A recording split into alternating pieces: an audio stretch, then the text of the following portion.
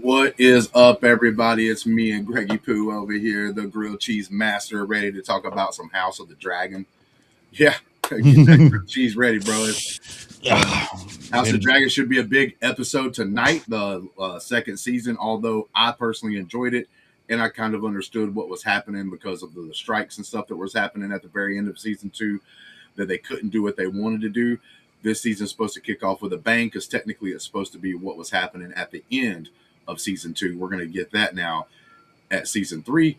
So, with that being said, I'm pretty excited about it, man. Seeing what we get tonight. yeah, I can't wait, man. I've been anticipating this season for a while now. I've been waiting to get back into the mood with you to watch this. I need this episode to start off with a bang, get the season started, and we'll be off and rolling.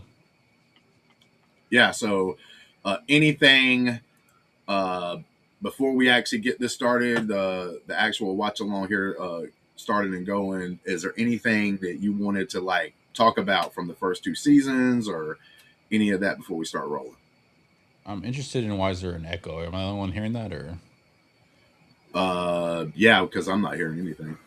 okay? Anyways, I'm just looking forward to just start the battles, man. Start fighting. We'll see. I'm happy to see Damon again. We'll see what Renera is up to, how she's gonna handle things. I'm just excited, man. I'm just excited to see all the characters back and get immersed back into the world and see where this all heads. You know, obviously you'd be an avid reader and stuff, kind of know where this is going and stuff like that a little bit more than I do. I'm just a Yep. regular Joe, just regular Greg, just heading into But I this will thing. say this: the House of Dragon is so short of a story thing that like a lot of this stuff's having to be like made up on the whim to kind of add to the story to fill it in because it's basically like a history book retelling. So it's like you get a couple of points of interest and that's pretty much it. Like you know about like this person may die or something like that if you knew the story a little bit, but you don't know like how it led up to it and all that stuff. So this show is a little different from anything else from like you reading a story and Mhm. knowing what should happen. So it's different like that. Set the scene. I can't remember exactly where we left off. Like, So you had Big Daddy, crap, you just said his name, Mama Brain Farting, the uh, the guy you just mentioned. You couldn't wait to mm. see Greg, Damon. the guy, yeah, Damon. So you had Damon. He was over there doing this thing, and he was being haunted and everything. So he ends up choosing to be like right there next to Renera and actually be on her side is one of the things that happened at the end. There, you also had the two brothers that fought to the death or whatever. One was on each side, the two twins. That was going on. You also had uh, both Renera and the lady she's going against, like Green and Black, get together and actually be like, "Hey, I'm going to give you up the castle" and stuff like that. So that's what technically we're running into Mm-hmm. from the end of everything. And well, you know what? Let's go ahead and get started. You're going to hear some commentary sometimes from Brandy in the back behind me. She's going to be watching along with us, just not right here on the camera. Brandy, you good to go? Mm-hmm. You got the thing pulled up. Mm-hmm. Greg, you good to go? I'm watching out for the pizza stuff too. Yep. Greg, you good to go? Yeah, I'm trying to get back into this. I don't know why it won't let me back into the chat. Go ahead and start. Oh, Are that's you why. ready? Okay. Yeah. All right, ready, everybody? We're doing a countdown. 3, 2, 1. Play the episode.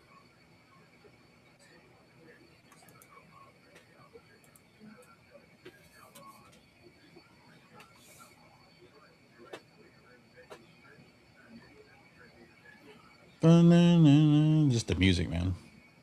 I love the fact they use the original Game of Thrones music and then just added like a different. Mm-hmm. Everybody good? Yeah.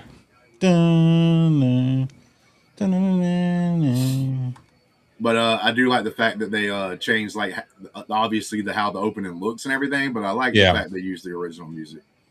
That original music's a banger. Yeah, definitely a banger. Really forgot how much I loved the North theme. I was Mm-hmm. listening to that today. Dun, dun, dun, dun, dun, dun, dun, dun. What a journey we've already gone on with these characters. From young Rhaenyra. We got two things going on with the network right now. We got House of the Dragon watch-alongs over here. We got 5 people in there, baby. What's up? What kind of What's comments you up? got? Dunk the lump thick as a castle wall. That's what I'm talking about. That's an actual great first season of Dunk and Egg. Yeah, great season. Great first season. And let's see I if would we say can pick it up. We got I would say most people like that probably more than House of the Dragon at this point, right? there was a little bit of a. I still liked House of the Dragon, like I said before. I don't hate on it. I realized what was going on with the strike and all that beforehand. But we do have people that was like that didn't like it as much because like it didn't end with a bang. Yeah.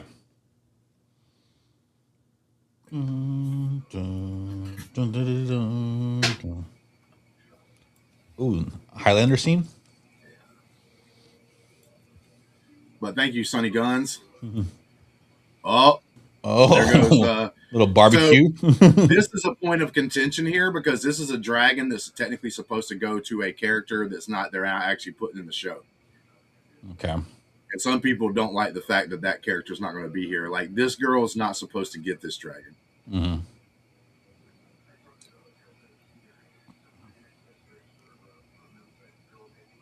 Were you fond of that character in the books, or you? Yeah, like I said, there's not a lot of stuff being told about it. Yeah. So that's why they have a little bit of play. They can actually play a little bit along with like what's going on. The dragons look amazing in this show, though, and in Game of Thrones, the original.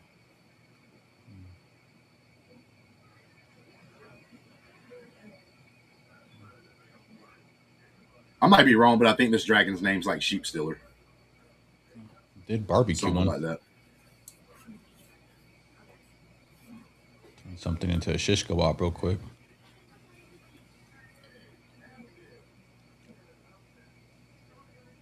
Probably needs to hit the dentist. Look at that mouse. Yeah. He's a little messed up, you know. He's not like top notch. Yeah. And the confidence it takes to to do this.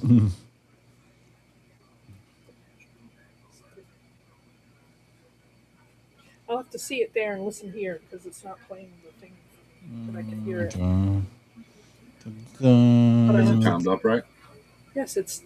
I can hear this. I just can't see it on my phone. But I have to. The pizza should be here.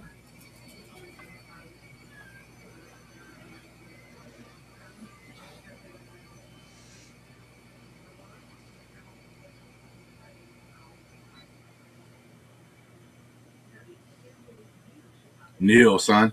Mm-hmm.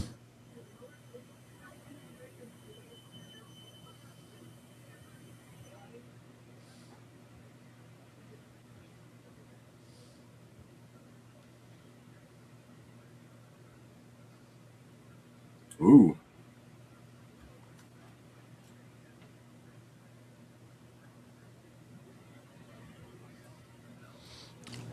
Larry shaved his head, right, and just rolled out.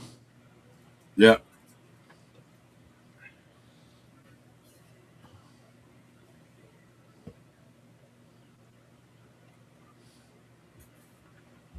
We got our Clubfoot over here.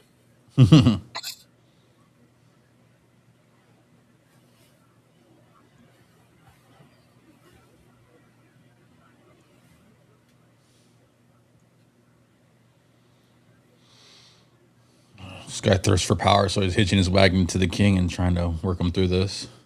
Yep.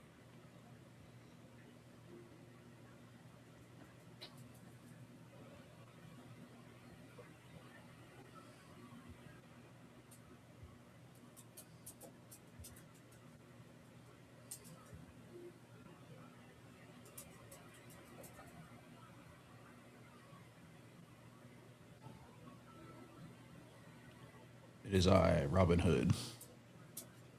It is I.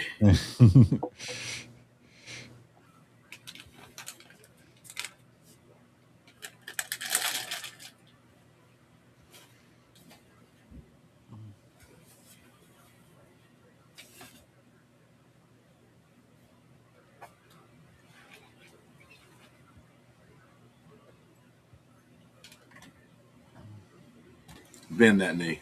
Mhm.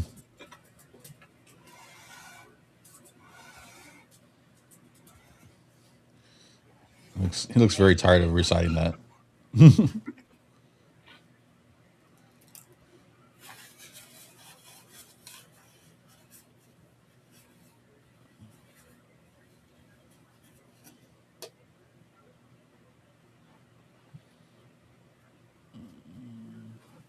Eagle check.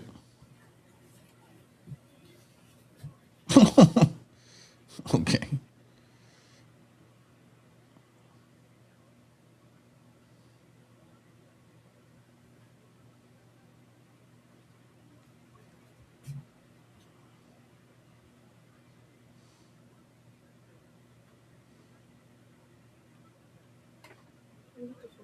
It's because he's the king.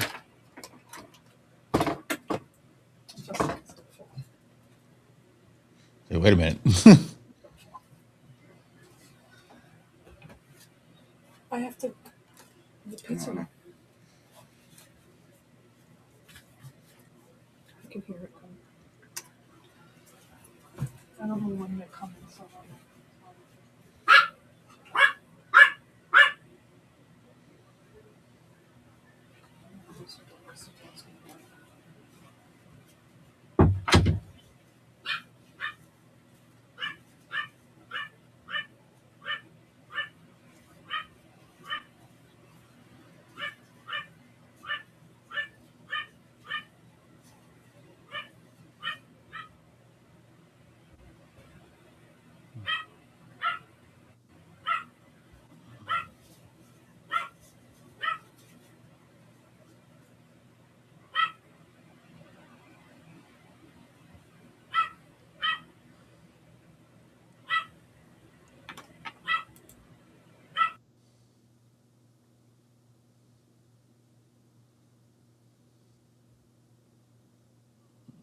Nice start so far, Greg. I actually like this. Yeah.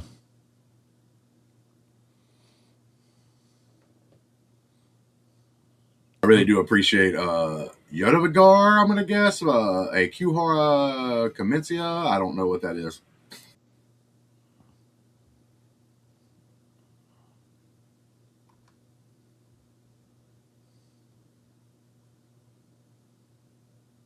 Yeah, this is what I was talking about before it started with Allison and her talking, and like she was like, I'll give you up the castle. Mhm.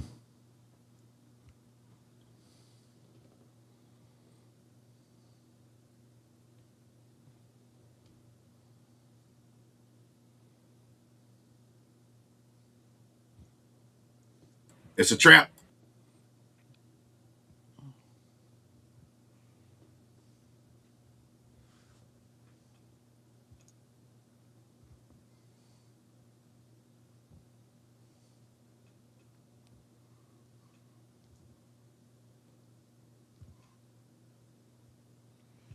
Uh,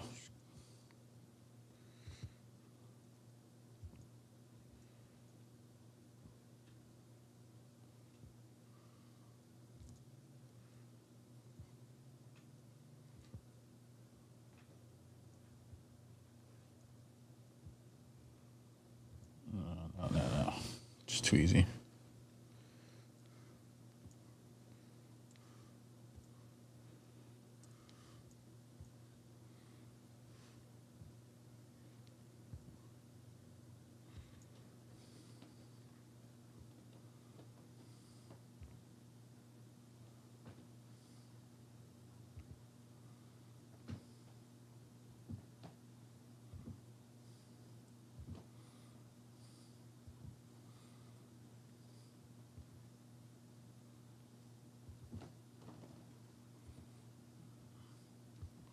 Everybody's not on board with this. Yep. It's gonna get messy, my boys. It's gonna get Yeah. messy.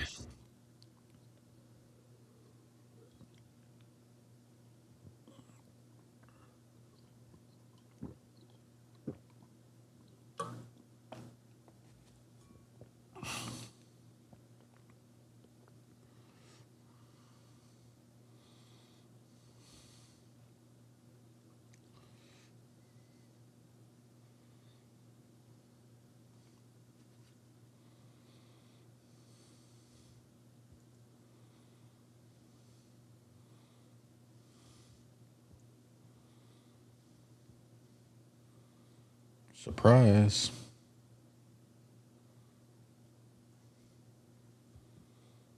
I thought you were with Cole.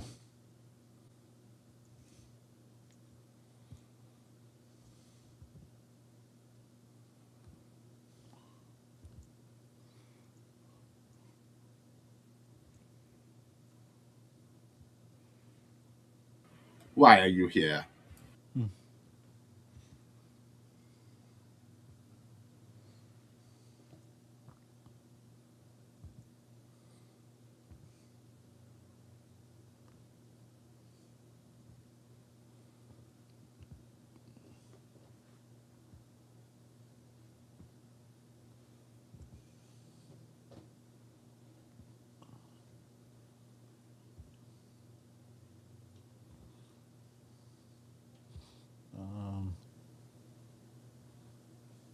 It's a long pause. Yeah, too long of a pause. Uh.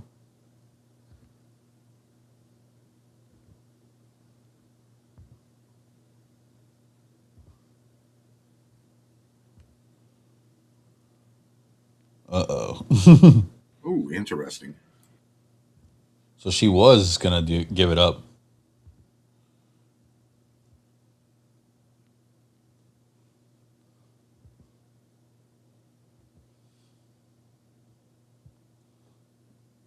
To look of like, oops. She created a monster. Yeah. We got Vagar versus two of those other dragons. So setting the Or stage for the three. battle here. Setting the stage for the battle. Look at this. Yeah. I love the way that stuff looks, bro. Yeah. It's looking sexy. What is this called? If I'm not mistaken, this battle might be called the Battle of the Gullet. I was gonna say, what? How much does this cost? I meant. Did it come Oh, out with that I figure? don't know. They are putting money into it. You can tell by the way it looks, but oh shit, bro. Yeah. They hacking people up.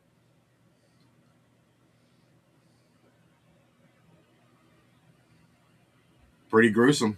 Yeah, we actually see the Damon out here messing people up, bro. There he is. Putting in work.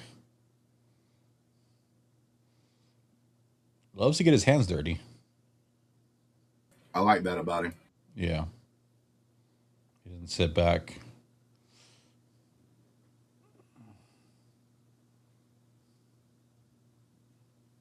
Very, very, very impulsive. Very thirst for victory and.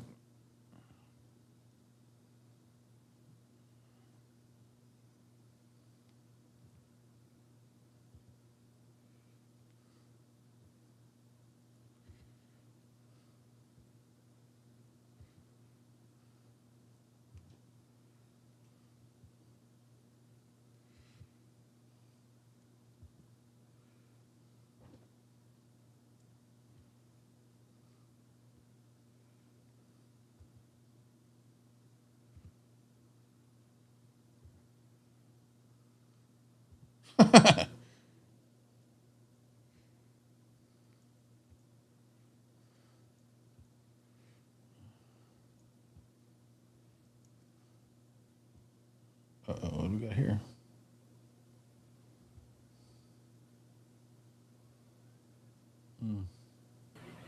Bruh.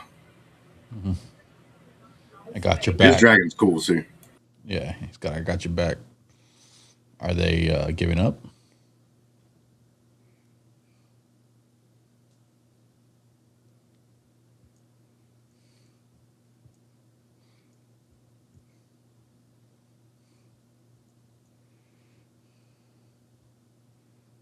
There's some looks like the Northmen. Yeah.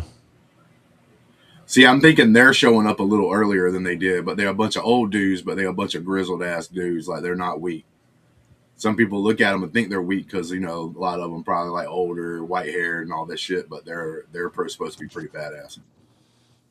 Is this the Warden of the North, or just the house? Not the warden. It's just some of the Northmen that got sent down. Oh, look at who it is.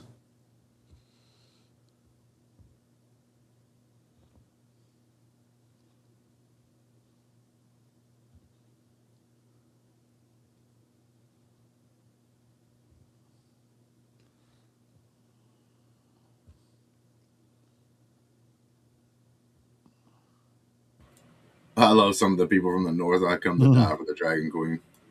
Oh, hey. I guess. That's a dude from Sons of Anarchy, right? I think so. He does look similar. Sound like his accent.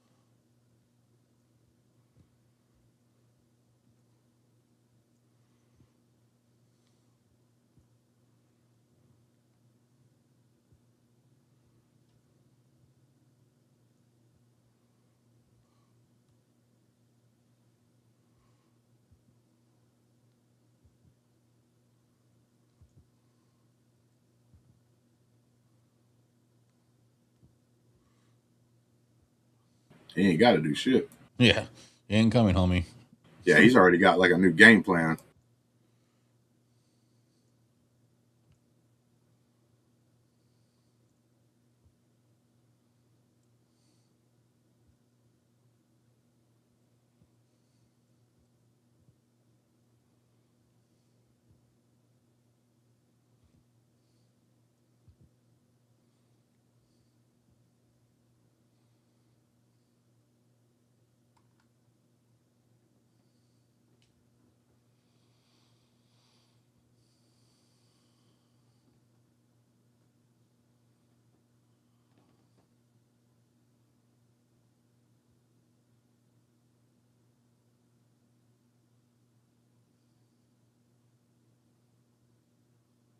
He's already abandoned his principles. Yeah. He was banging the queen.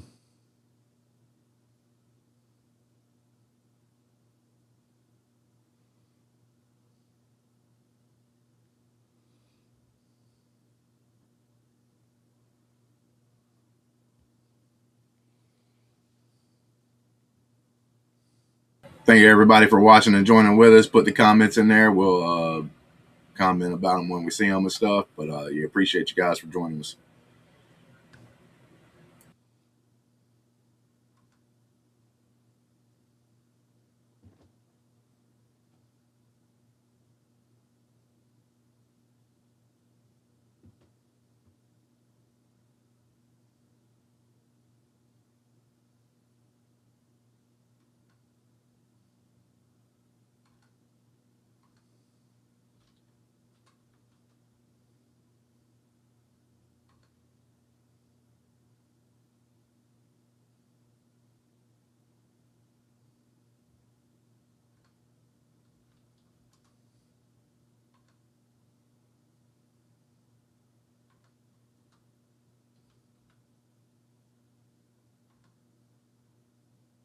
I remember these are those guys that survived whenever they put them down there with the dragons, and most of those people got like fried.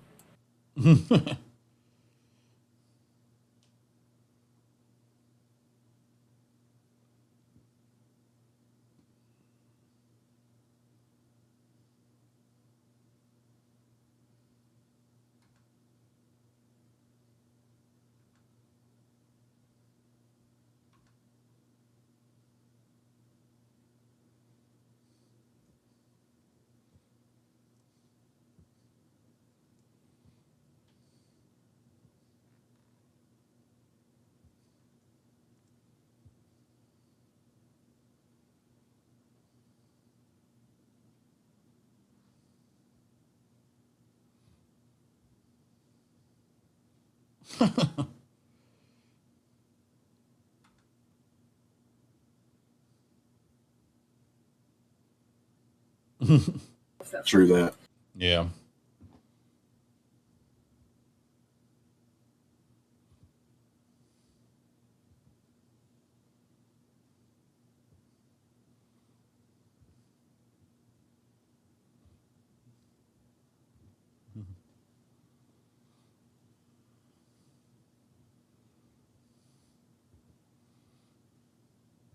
Nope. I mean, I'm. Yeah. You're like, did he reject me or we cool? Maybe not. Are we friends?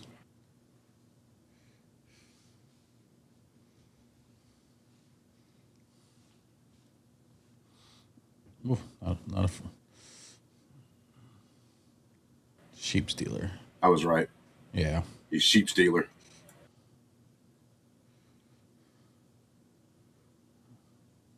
So I'll just go by myself.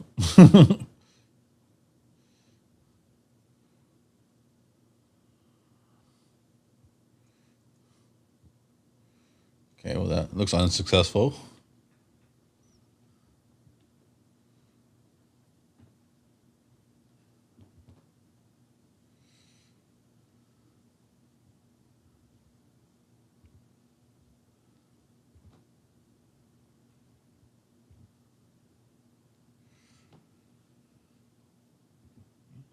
She just walked everybody in a trap. Oh, yeah.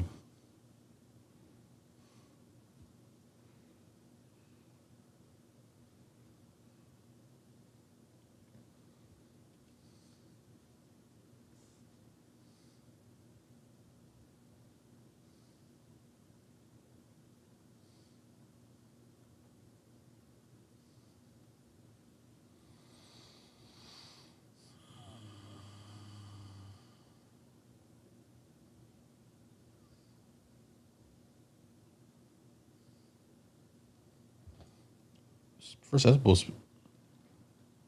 This first episode supposed to be 72 minutes. It's think longer than some of the other ones.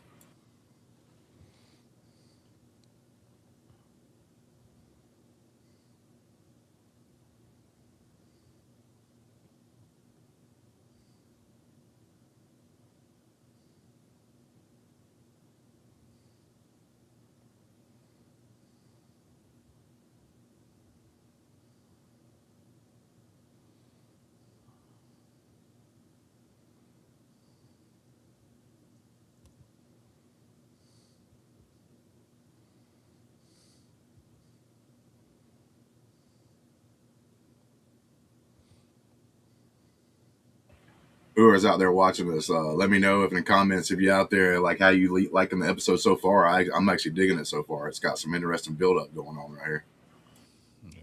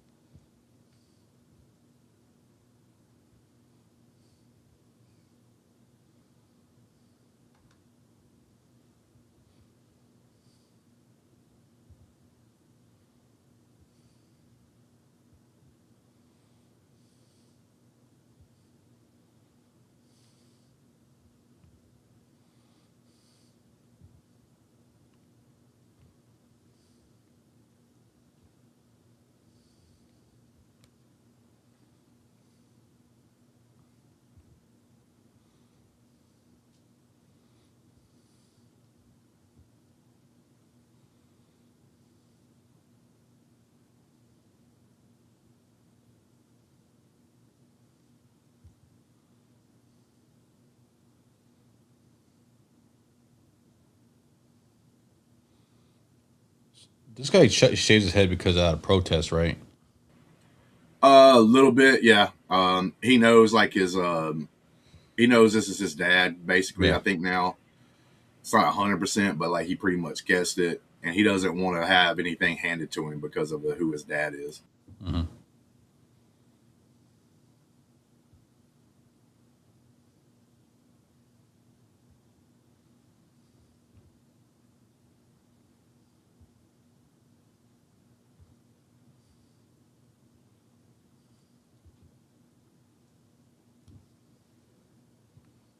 Okay, good. He's not talking about banging my mom. Good. No, he's talking about it.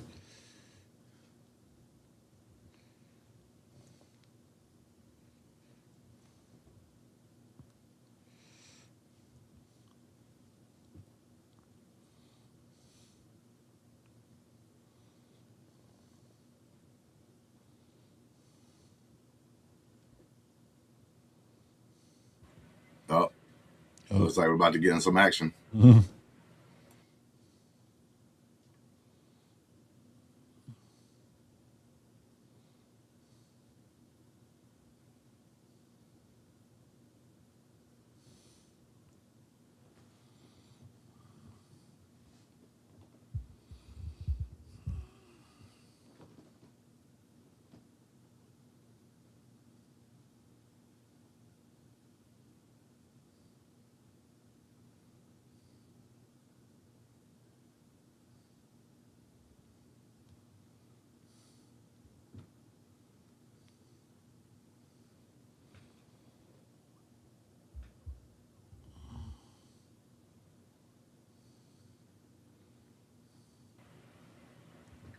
Charky ain't playing.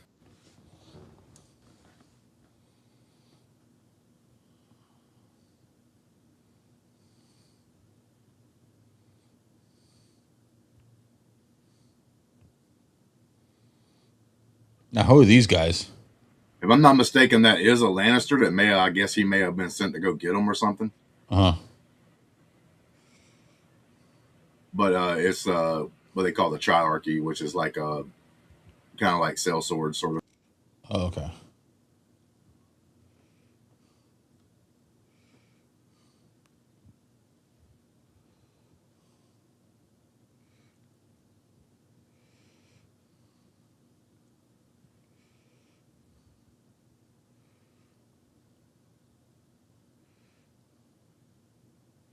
You remember he went over there to that Yeah. area and like messed around with her and stuff like that.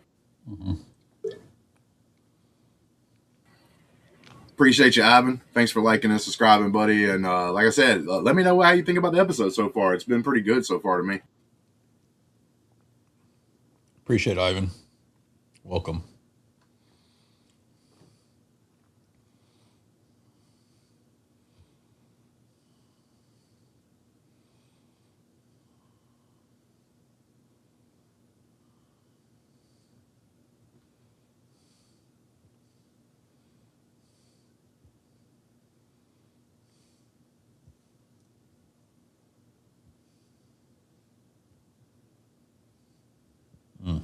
Okay. He's like, yeah, oh yeah, that's true. Some okay strategy going on here. Interesting. So instead of going head on, she's gonna make him come to her. I have a feeling though they are going to change a decent amount of stuff. Oh, like, he's back. I don't think Homegirl and this dragon's supposed to be involved in any of this right now. Oh, you eat with me, and then we ride. Yeah. You dine, we break bread together. There you go. There's your piece. Eat in front of me. She's like, oh no, I'm vegan. What do I do?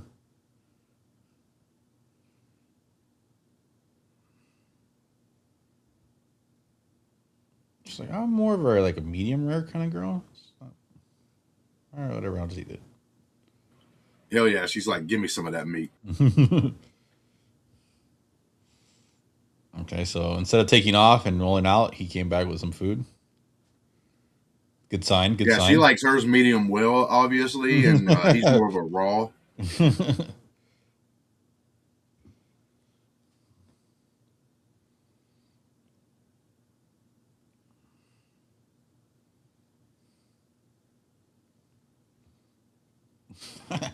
Damn, Brandon pissed her shit, boss.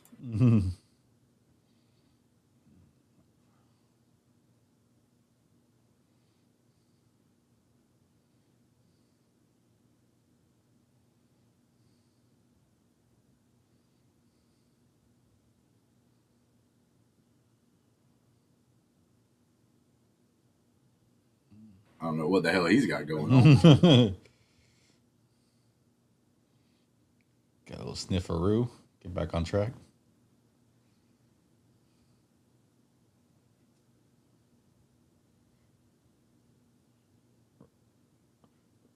Remind me what happened to Otto?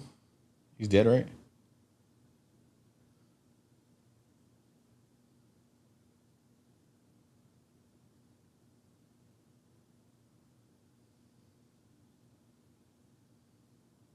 Oh, she's trying to like screw it up because that's from her, not him.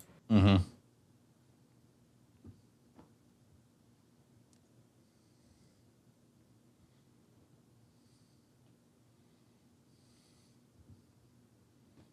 Opposed to a terrible tent.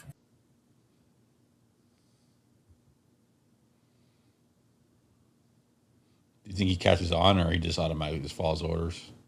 No, I think some of these people don't care. They don't have the loyalty because they haven't been able to really build it up. So I think it's just like, well, you know what? There's dragons out there. I don't really want to fight too much, and they're telling me just to hang out here. So let's just hang out.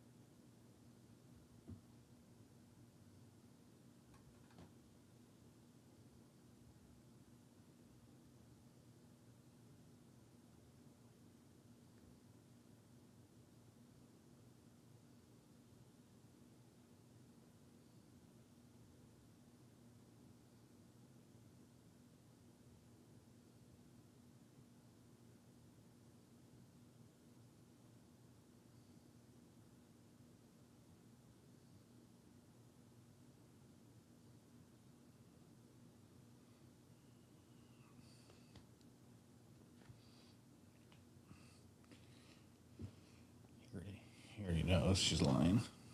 She's up to something.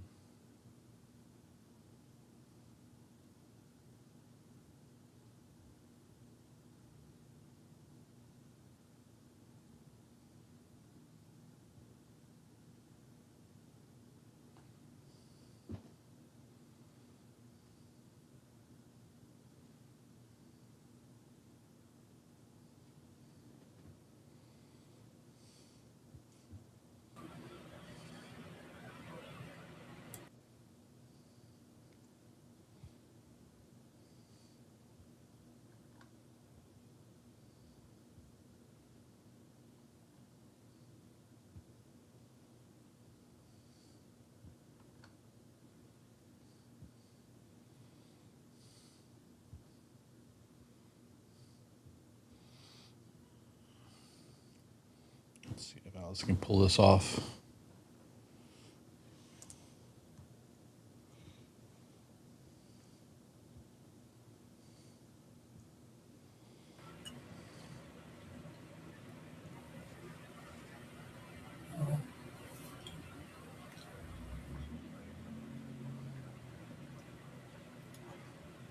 She's trying to get him to go so bad.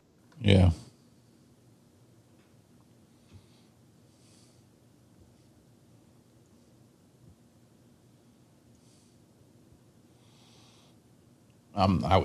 I wouldn't buy it. It just seems too much. He's got mommy issues, so he probably will follow what she said, even though he knows not to.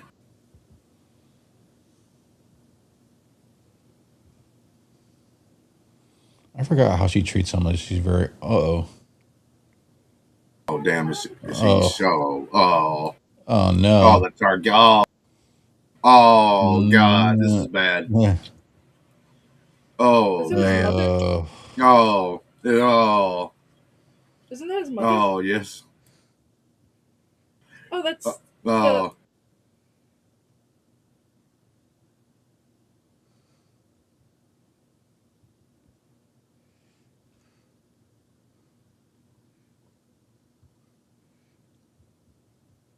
oh god. All right. Face. that dude asked Yeah. if you turn subtitles on. Oh, that would actually be something cool if I knew how to do that. Adia, you have to do it, wouldn't you? Or is that yours? You can send her a message, seeing if that's something that we can do. Dun, dun, dun.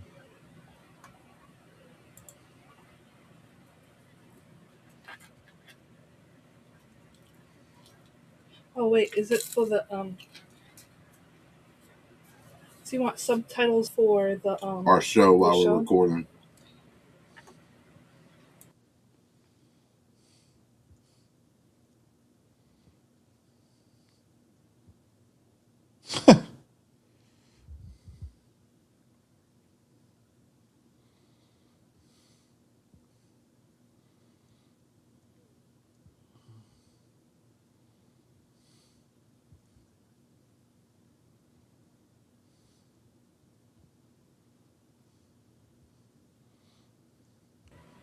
I will work on that, Ivan. If I don't get it done for this episode, I don't know if you can even understand what we're saying, but I will work on that definitely for like the next one to see if Oh, we can have subtitles.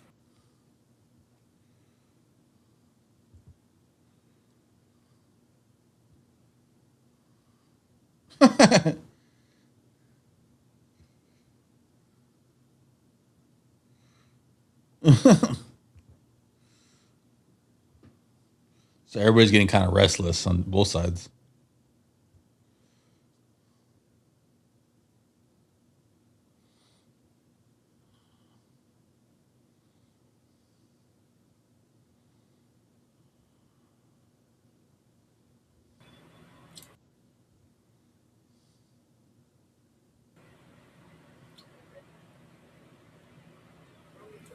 I'm gonna have to go to her. She shall go.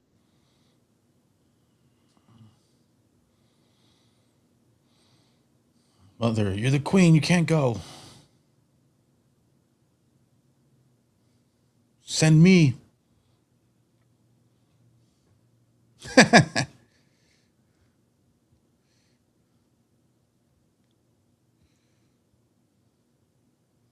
What you gonna do?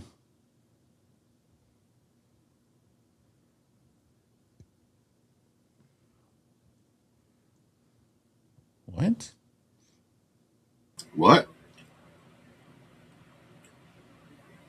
Who do you think you are, Chalamet?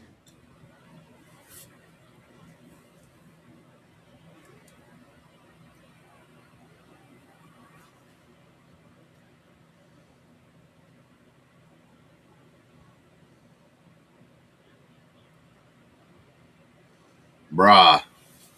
Okay. Mm. Getting down to the nitty gritty out there.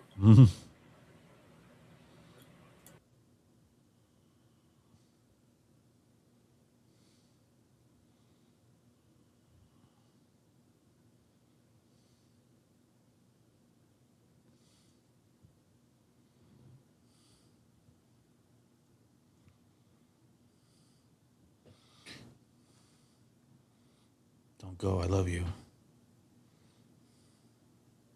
Yeah, give me some of that.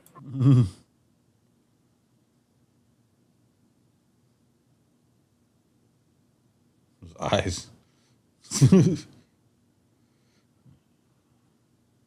No, you go die by yourself. Oh yeah, we're gonna go do this. Okay. Will she go? Will she stay?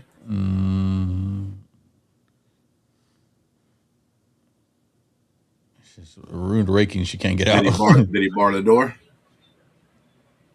You're in timeout, mom.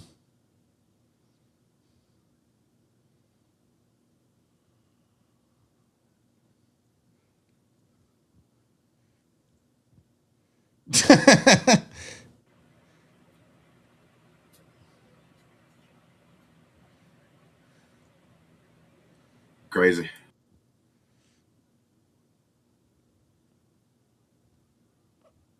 Mm.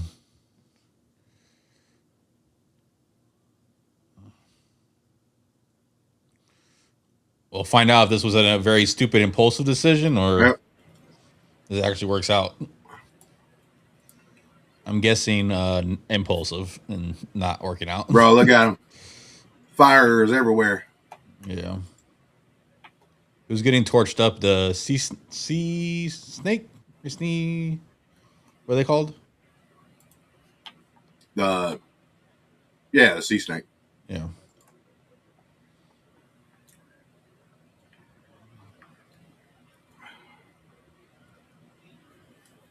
So who's the better strategist? Yeah.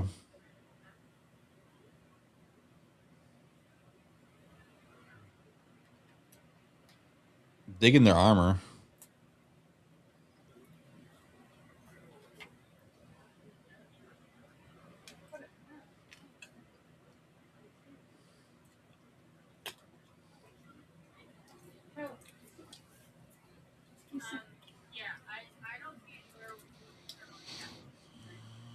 So it seems like he knows something about her, so maybe he has a better strategy to counteract what she's trying to do.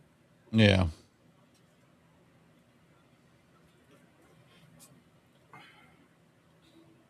Bam.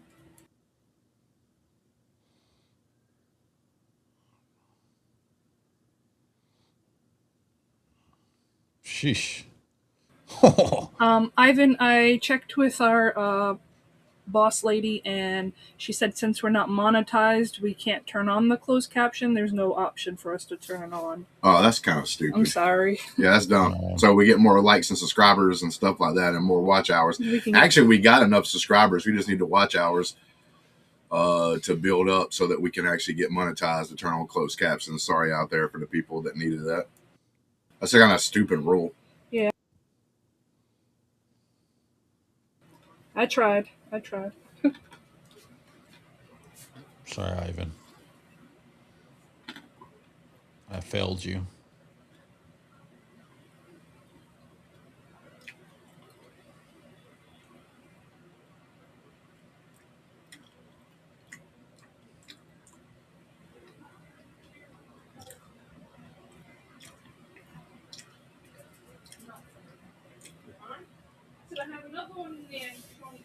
Bro, this guy's like, damn, I made a mistake.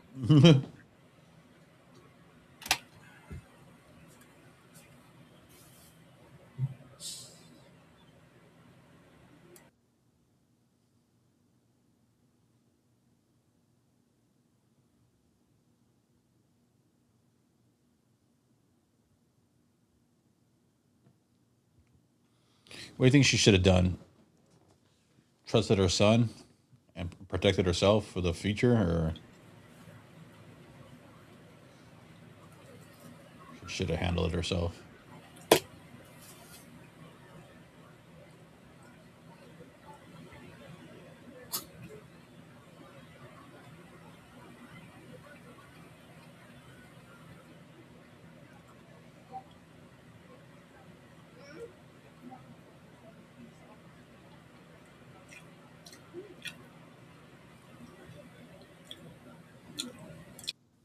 Damn, what the hell?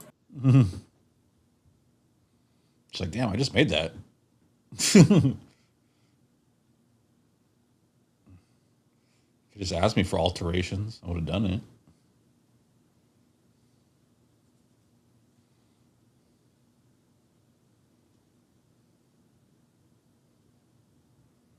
I mean, his son's looking out for her, so. Yeah.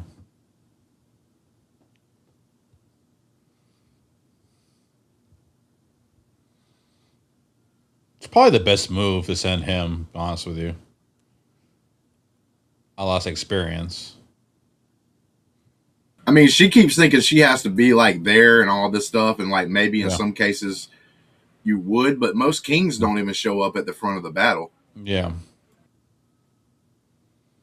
Now you can say she has a better claim to want to do that because she has dragons, but she has dragons. Bro, nice. They just firebombing those. Little drive-by action.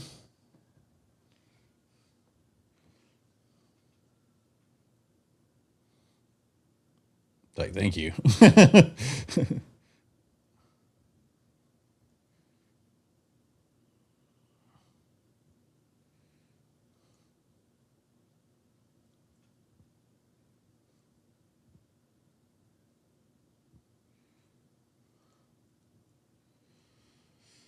Oh, so they both think they know each other and they have their trigger points.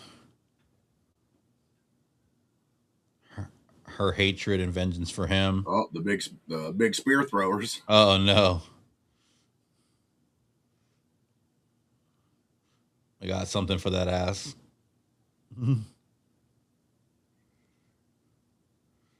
Damn, she gonna take one down too?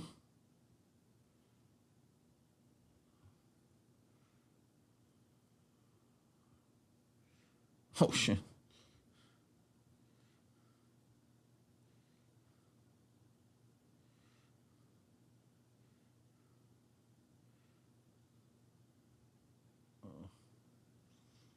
Oof.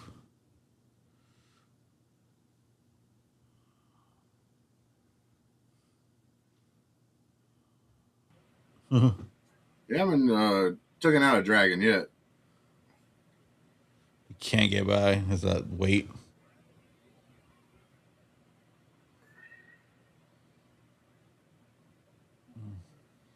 Gotta get that rope off you, son.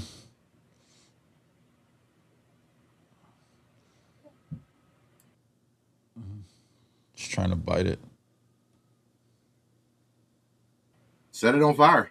Oh, there we go.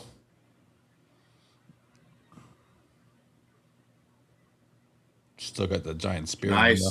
Okay. They going straight back into action, or they gonna get like a little scared? What they gonna do? Mm. Good job, Moonade.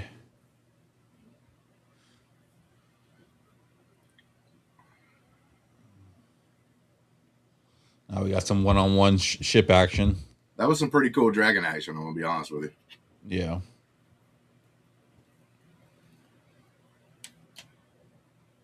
He's got the advantage because he knows the area, right? You would think, right?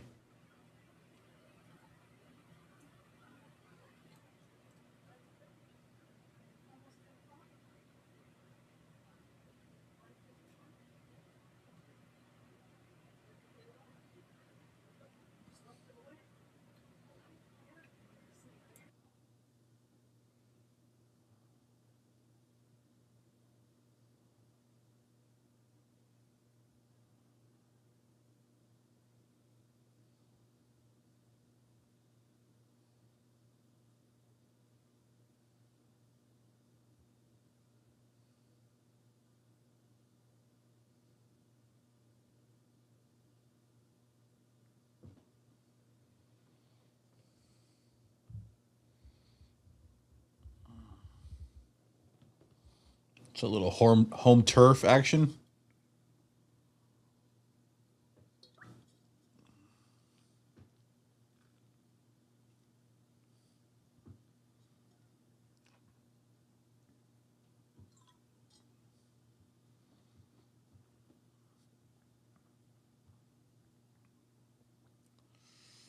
I don't know.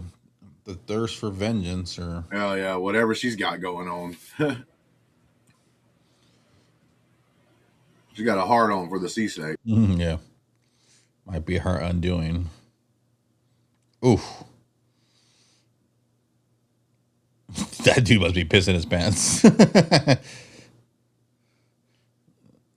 like, why don't you drive? Okay, thank God.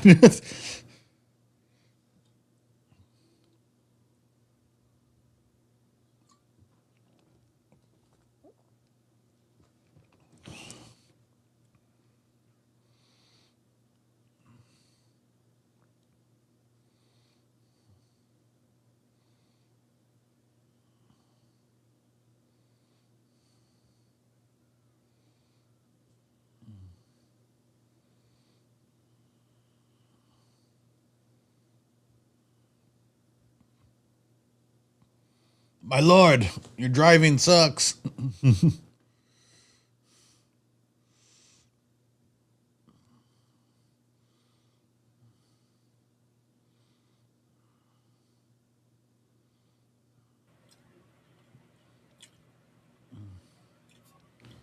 That's right. That's why I'm in charge. Yep.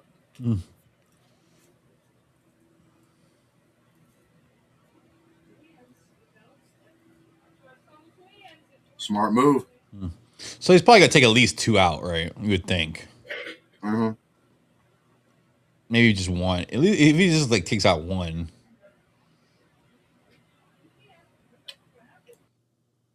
That was a really good move, a smart move. Give him some props on that one. But don't we have to see what like if they get through? Like if they get through, does it really matter what they did? Oh well, I mean, it takes him away. What his accomplishment wasn't to like take them out. Okay. It was to take them out of the fight for a little while. Okay. Oh damn, she's gonna join the fight too.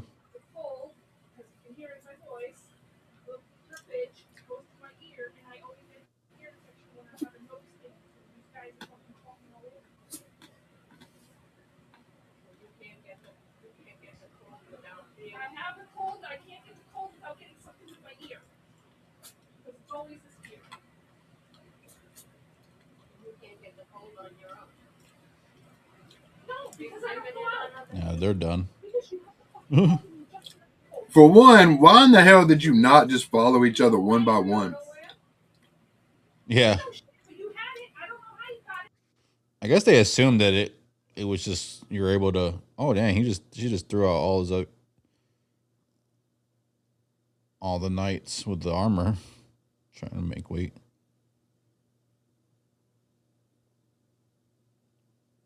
She wanted to know how deep it was.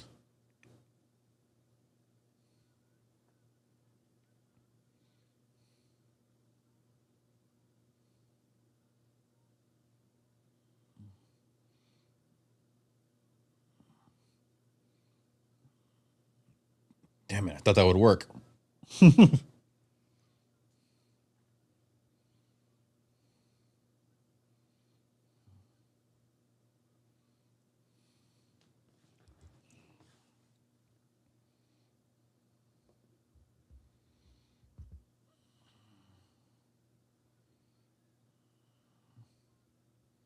All right, she made it through. Mm-hmm.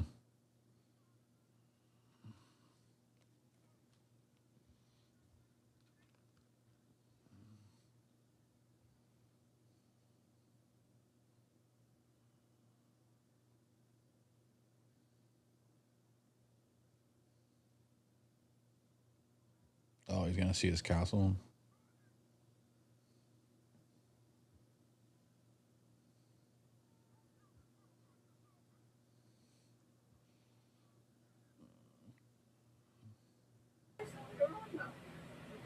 What the hell is he looking at?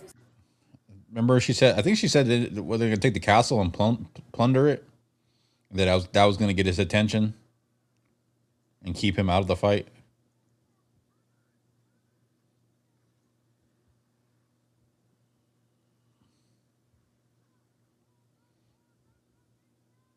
Mm. You better wake up, dude. They're about to get boarded.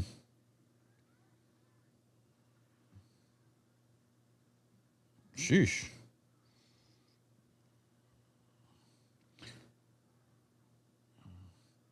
I'm just they just both drowned. Bro, that crazy.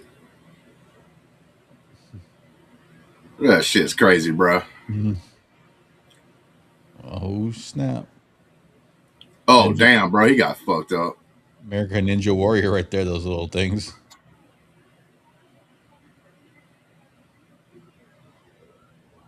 All right, let's see what she does.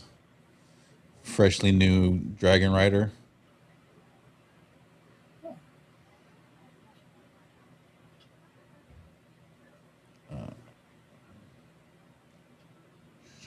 Okay, good first pass.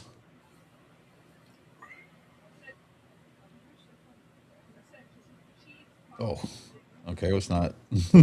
Oh, what's fire gonna do to a dragon? Evade.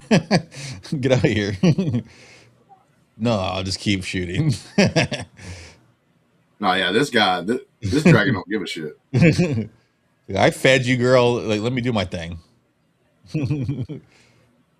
Damn, did it just like it just burnt like some of the sand snakes. Oh no. What happens if they take her out? Just because she's reckless. This guy got knocked out or what happened? Why is he on the ground now?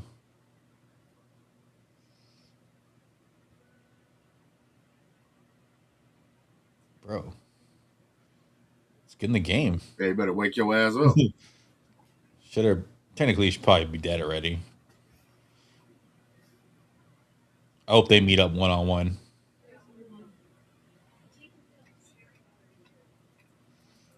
I bet you she kills the son. I don't think so. I thought.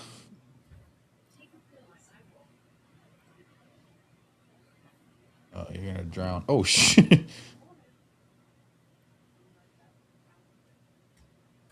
said it's up to your eyeball, your forehead's so.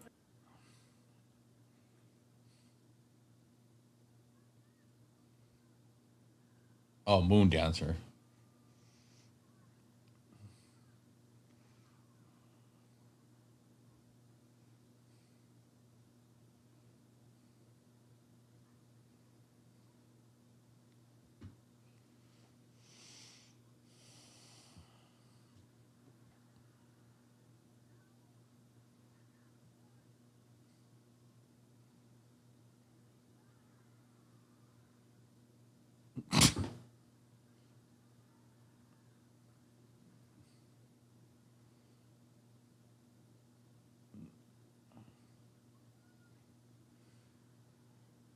Oh.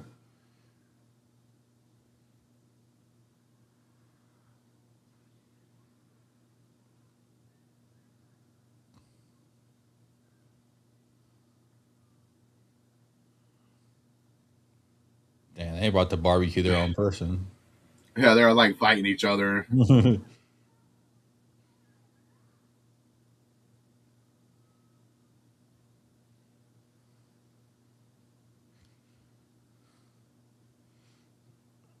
That's not gonna go down well. Bruh, people's getting messed up in here, bruh. Yeah. It is getting gory as hell. Yeah, he's definitely getting killed. Either the father or the son going down. One of these. Here we go. Or maybe the son saves him.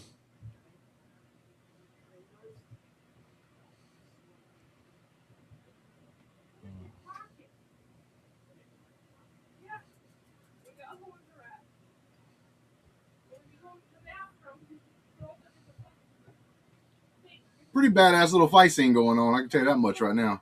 Yeah. Oh. Oh, we got Dabo or Dalla here saying anticipating the countdown begin. All right. I guess he's expecting something big to happen. Yeah. It does feel like that.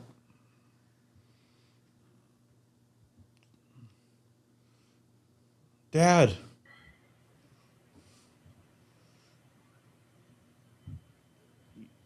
Father. He's I will going after. avenge you. She's like, no, I got you. Classic water battle.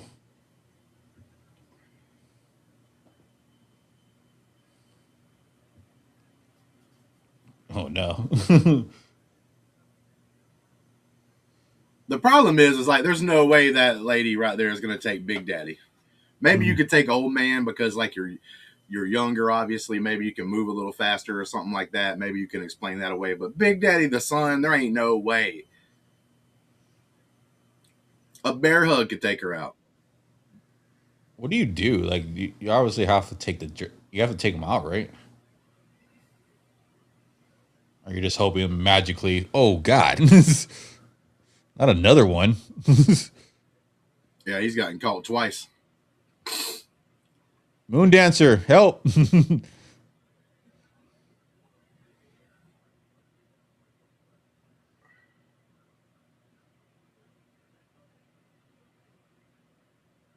This is it.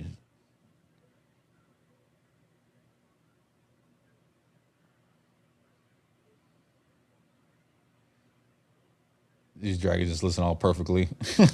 Yeah.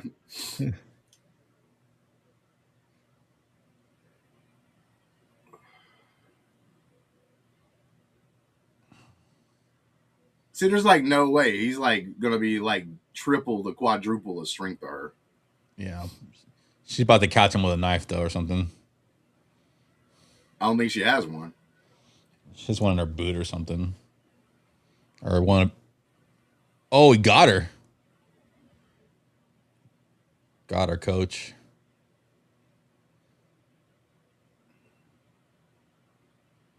Mission accomplished.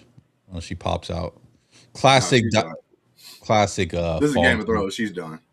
Classic. Fall into the water. Death. They didn't zoom in our face, so. Oh. Oh, this guy's going for a little dive. It's a little sleep. I can't fly, fool.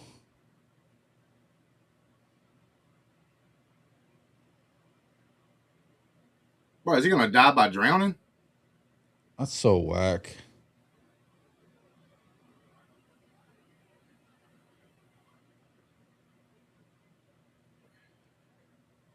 Oh, he died, bro. Ah, come on. So I guess he died by the harpoon then? Well, I mean, the dragon's getting taken underwater, which I get it drowning. Oh, Holy shit. Can you believe that? Oh, wow. That's how he goes to. Oh, wow. Oh, fuck. He's Damn. done. He is done. Well, he did the smart move. He didn't want Rhaenyra to die because he took one. maybe she would have had the same fate. And it's all because of stupid ass over there had to go get a wild dragon and try to like act like they're going to be queen of the battle or something and show up and literally kill their own people. Almost get their dad dead. Does get Jace, if I'm not mistaken, Jace right there dead. We have a very interesting talk on how we like Jace going out. I mean, it's a Game of Thrones thing to do, but it's just like, crap. Was it impressive enough? Like, home dude basically loses his ship. She loses her life. They didn't show the sand snake actually dead, right? Nah, they saw him dump in the water. So he's not dead. He'll pop up probably like later, next episode.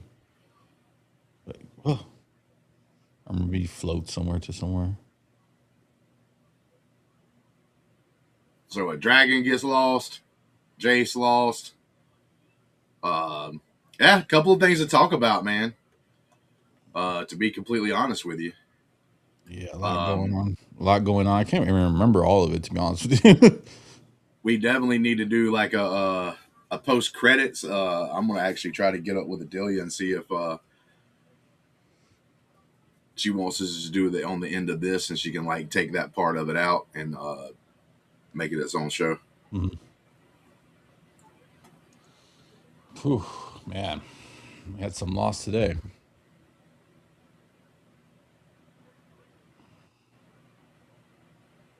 Air's not going to take that news pretty well.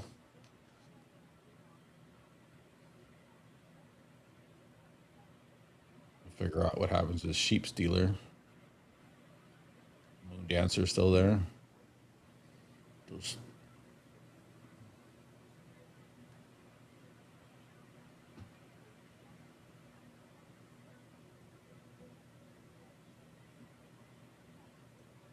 Sending Adelia a message. We'll see what will go up from here, but I think it'll be. We can either just go ahead and talk about our thoughts now, or make like a new stream or whatever, and do like the post credits review. It's up to you. That's what I'm about to find out, though, so that we'll know which way she would rather do it. Because we could just go ahead and do it while we're live. Yeah. And yeah, we already got like 4 people watching already. So, guys, hold on with us if you're watching. We just got through with the episode. We want to talk about it, but I want to find out for sure if we need to do go ahead and just talk about it here and then basically clip it out and put it out on the YouTube channel, or if we're going to like start a new stream. But yeah, man, I don't know. Like, Chad, I want to kind of hold it after I mean, it won't really matter, right? You can just say the same thing over again. It won't have the same effect, but I like the episode overall. yeah, we'll just go give it a grade at least, or you know, Yeah, I thought it was at least an 8 Yeah. overall. I didn't see like too much of like any wasted movement or time. There were certain aspects of the show coming up that I was very interested in, like Damon. We didn't get a lot of Damon and stuff. We got a lot of the other stuff, which would be like the Battle of the Gullet, if I'm not mistaken, which would be like the actual like name of the battle. But so we focused more on that. Um, but I thought the action pieces and stuff like that we had. I guess the questions will be, what do we think about some of the details getting there?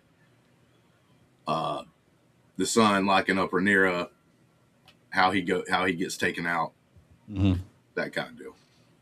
Yeah, I definitely agree with you. I could probably give it like a solid 8. I think it really set the tone. Hopefully, set the tone for the season. Kind of, we got the battle we wanted. We got some, good action. We got the all the chess pieces were kind of moving. We got to see what is kind of going on with everybody else enough to like figure out. Okay, this is what's going here, there, and then we got the last kind of good. Still a little bit of cliffhanger. We don't know what happened to the sea snake. What's going to happen with Sheep Stealer and Moon Dancer? That situation, if how that gets resolved, we'll figure out if Homie went to after kissing his mom, ended up going to go help Cole, and then if Allison pulled that off, then we'll see obviously a surrender or her giving up the castle like she had planned to Rhaenyra. So there's a lot of things in place still. A lot of things have to still go down.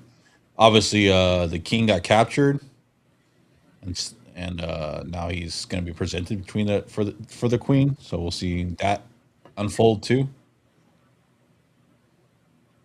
All right, give me 1 second. So a lot of detail, a lot of things going on. We have those 3 homies waiting for Vagar to jump them. So they're in place. That one wanted to leave, so they might not be there. They're trying to hold on. Don't forget to like the video. Yeah, like, comment, subscribe. We're gonna have more episodes after every watch-alongs during the episode, so stay with us. We're gonna talk about it afterwards. I don't know if that will be a separate stream or right after. We still have to figure that out. But yeah, man, can't wait for the season. Hopefully, you're all are on the watch along with us on this journey together through season 3. And I can't wait to be. I'm glad to be back, man. I'm really happy to be back here on the post credit scene. So, post credits. My bad. Yeah. Just give us a second because I don't know if we're gonna end this because we just got through doing a watch along. Just finding out if it would be okay to be able to just jump into it and go ahead and do our review while it's fresh on our minds. Like, we literally just got through watching it. I kind of want to talk about what happened at the end there, which I'm pretty sure that if you have the dollar here, like the dollar in the chat, said let the countdown begin. So he was probably like watching. We waited a couple of minutes after it was released, so we wasn't that far behind, but obviously he probably had a couple of minutes. Or he just anticipated something was going to go down, which we kind of all felt in the momentum. Okay, so Adelia said let's go ahead and do it now. So we're going to go ahead. I'm going to get a timestamp for her. Give me 1 second. About 1:15.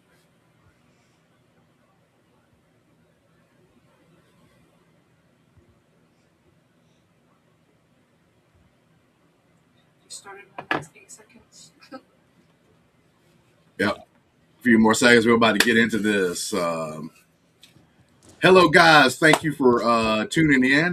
Me and Greg just got through doing a live stream watch party while we talked about the sweet episode 1, season 3 of House of the Dragon. Little bit of a background really quick before we jump right into the episode is season 1 we all really enjoyed. We all loved it. Everybody gave it 8.5s, 9s, sometimes even probably 10 out of 10 episodes. Went into season 2. It was going along pretty good. There at the end, it kind of let us down a little bit. Some of us anyway. I wasn't super let down because I understood what was going to happen and I understood why it was happening.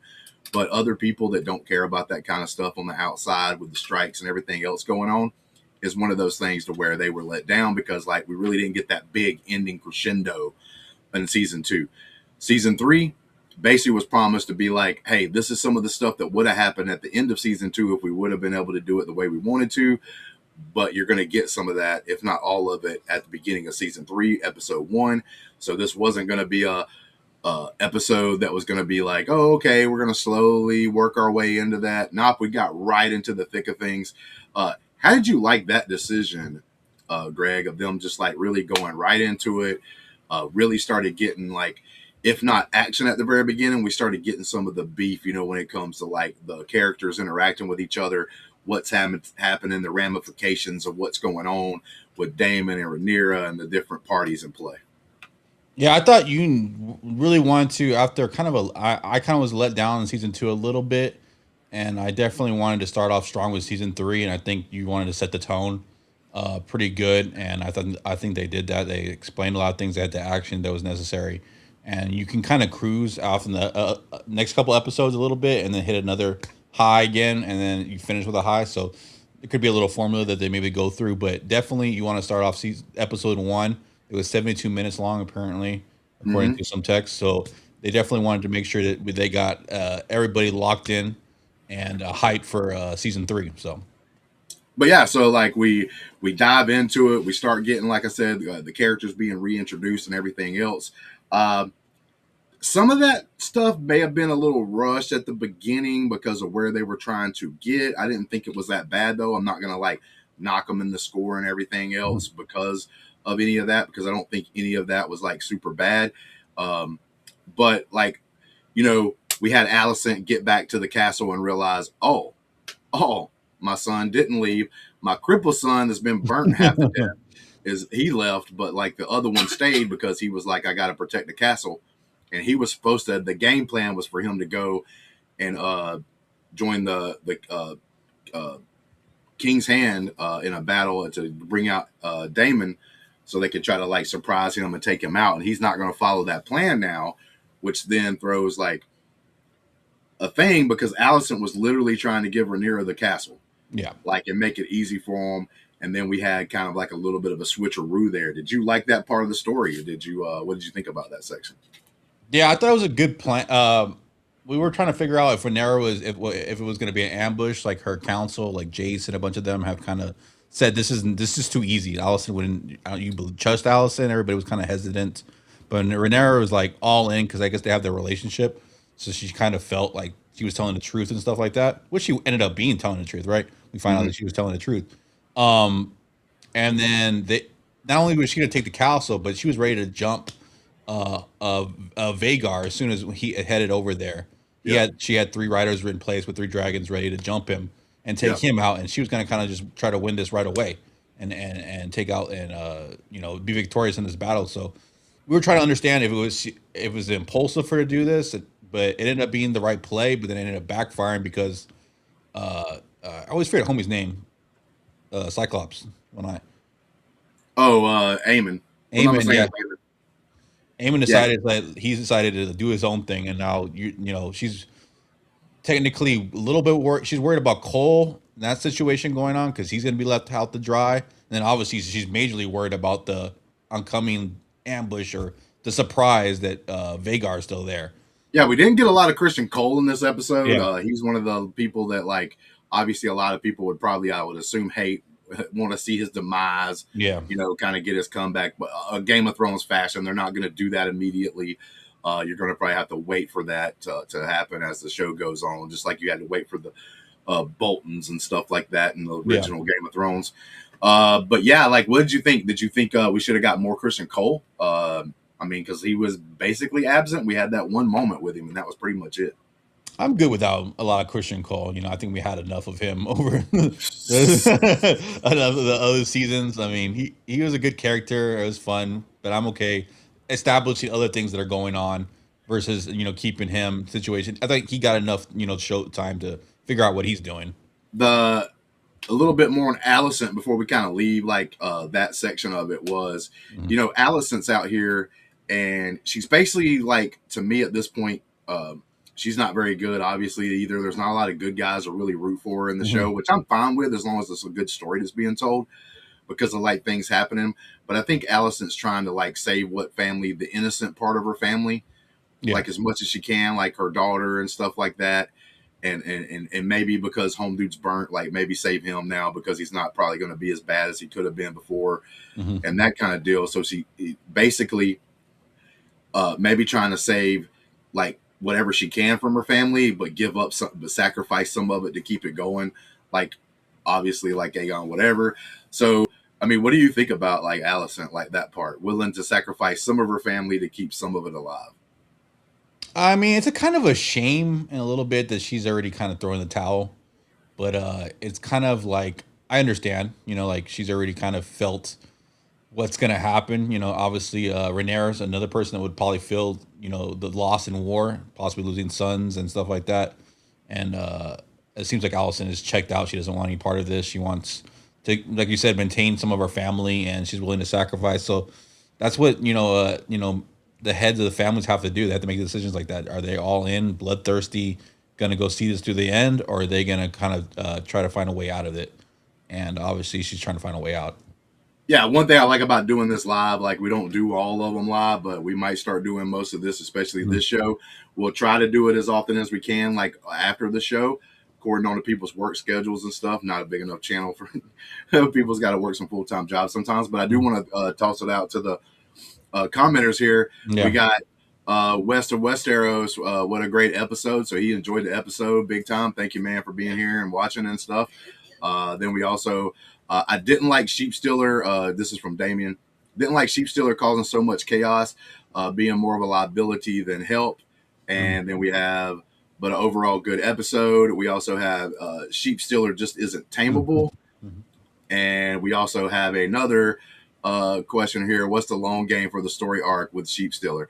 Yeah, so that's going to be interesting. We'll actually jump into that. It sounds like everybody's talking about Sheep Stealer. Sheep Stealer, very beginning of the episode, we see Sheep Stealer the dragon. We also see, and I can't remember, she's like a lower character, like doesn't really play a lot in the actual story when it comes to the Westeros stuff like that. She's kind of just like having a bigger part to play because of how they're going to structure the show, I guess. But Sheep Stealer's not supposed to be taken by the daughter of Daemon and stuff like that. Not supposed to be. That's not supposed to happen. It's happening. So she's out there with Sheep Stealer trying to do the thing. Sheep Stealer does allow her to ride her, but Sheep Stealer is not one that listens very well. And we come to find that in the episode. And then he just causes destruction. So you have the Battle of the Gullet going on. We got the Sand Snakes and everybody fighting the what was it called, the triumvirate or whatever. Yeah. And they got straight up into that battle, and then Sheep Stealer comes out of nowhere, causes a bunch of chaos, and is out there setting fire to like even the Sand Snakes that were out there and stuff like that. What did you think about like that direction, having Sheep Stealer do that? Because as far as I know, like in the story, that technically wasn't supposed to happen. So this is kind of like all new, everything happening there. I thought it was a good little wrinkle. I mean, it was interesting because we started off with like Sheep Stealer just not interested. He looked like he was going to roll out and just kind of leave her hanging and not be down with her. Then he comes back, and we see the next part. He comes back with two sheep, I'm assuming. Yep. One for him, one for her. So you think, okay, they're all on board. This is going to be like like one of those heroic moments. We're going to break bread together. Yeah, we're going to be friends. It was almost like Charizard and Ash a little bit. It reminded me of Charizard and Ash, where Charizard just kind of does his own thing. Ash tries to be friends with him and tries to get him to tame him and try to battle with him. And Charizard just kind of does his own thing. Right. But you thought they were gonna fly in, save the day, everything. That was kind of like, just typical movie thing going on. But then it turns out I'm gonna do my own thing, dog. I'm just gonna burn everybody. It doesn't matter who it is, what side. I'm shooting. I'm gonna shoot. I'm not gonna evade. I'm just going to be blasting everybody. You interrupted me from stealing sheep, which is all I wanted to do. And now I've got to deal with this bunch of bull crap, right? It's like, dude being like stubborn and like straight up. But yeah, maybe Sheep Stealer isn't a tameable one. Like, it's not going to listen very much, obviously, all that kind of good stuff. And it's like, But I agree. Like, I don't know if I like it. It's a corner on further episodes in where they truly take it. You know what I'm saying? Like, if they do that and they do it well, I will be okay with it. I'm not a person that goes, oh, they changed something, automatically hate it. I'm going to give them a chance. Now, straight up, if you change it too much, especially there at the beginning, I'm going to start questioning it. I'm going to start paying attention to it more and more, if you know what I'm saying. So, like, that's a big deal right there to me. So now my eyes on it. I'm like, okay, I'm not completely dead set not liking this part of the show right now, and I'm not dead set not liking what just happened, as long as it becomes a cool story to tell in the middle of the story. Because like I said, they have the right, just because of the story that now it's told is so like incremental. It's like, oh, this person dies or this one thing happens, but it doesn't tell you how it happens. So they get to work around with everything and put like story into this, not like, you know, the original Game of Thrones or even like the Dunk and Egg series that's more fleshed out. You know, this was written basically like in a history book. So with that being said, it is one of those things. It's like, okay, cool. Like, I think this might be able to work, but I want to see how it works. Because I'm going to be honest with you, bro, dude, I'm not 100% dead set on like, hey, if this is going to be the greatest thing ever. If it's crap, I'm going to tell you it's crap. But yeah, let me see here. So because we got a couple of things I was going to bring up here. We just talked about what we thought about the long game story arc with Sheep Stealer. Really don't know. I don't know where they're going to go with it. That's kind It's of gonna what be tough though. It's gonna be tough too because now, like after Jace dies and everything, and now you just got Sheepsealer out there. Like, how are they gonna like? Is he just gonna be like, oh, they just flew off and that's the end of him, or until we see him next time, or they're gonna have to deal with that whole thing and wrap it up, kind of, or move it along in a way, and it's gonna be very interesting how they do that. I'm kind of like how are you gonna do that? Yeah. I'll tell you what, there was a lot of things in this episode. Like you do that first watch, like fresh watch, like we just did. There's a lot of things that I'm going to want to rewatch this episode before next week. I'm going to want to get into it, dive into it a little more, and see a couple of things because there's no doubt you're going to miss some things on like a first fresh watch, like we just did. Yeah. We also had the question: did I see Dragonstone on fire? That's what I was looking at. They turn around and look back, and there's like a castle. It kind of gets his attention, and then. So yeah, it looked like maybe that was Dragonstone that was on fire. Because I can't think of anyone else or whatever castle it could have been besides like Dragonstone. And it did look like it was on fire, or maybe at least getting hit. Maybe it wasn't like on fire, burning like down kind of thing. But maybe it was on fire. What's his place called? Because remember we heard no, wait, you're right. Yeah. So wait, so that's Dragonstone, and they were at, where is Rhaenyra? Is it Dragonstone that's at? There's one that's close by. Yeah, that's Dragonstone. I think that would have been his place. Yeah. Which shouldn't be Dragonstone if I'm not mistaken. So no, that shouldn't be Dragonstone. God, why is the name of it? I'm dropping the name of it right now. Of the name of his place. I'm trying to look it up. But yeah, I don't think it was. I think it was like his place because like Dragonstone is the one that's pretty close to King's Landing, and that's the one that Rhaenyra should be at. That one's not the one they were close to, if I'm not mistaken. I think they were close to like his home castle. But you know what? He could have been stationed closer to her to protect her or whatever. So it could have been that too.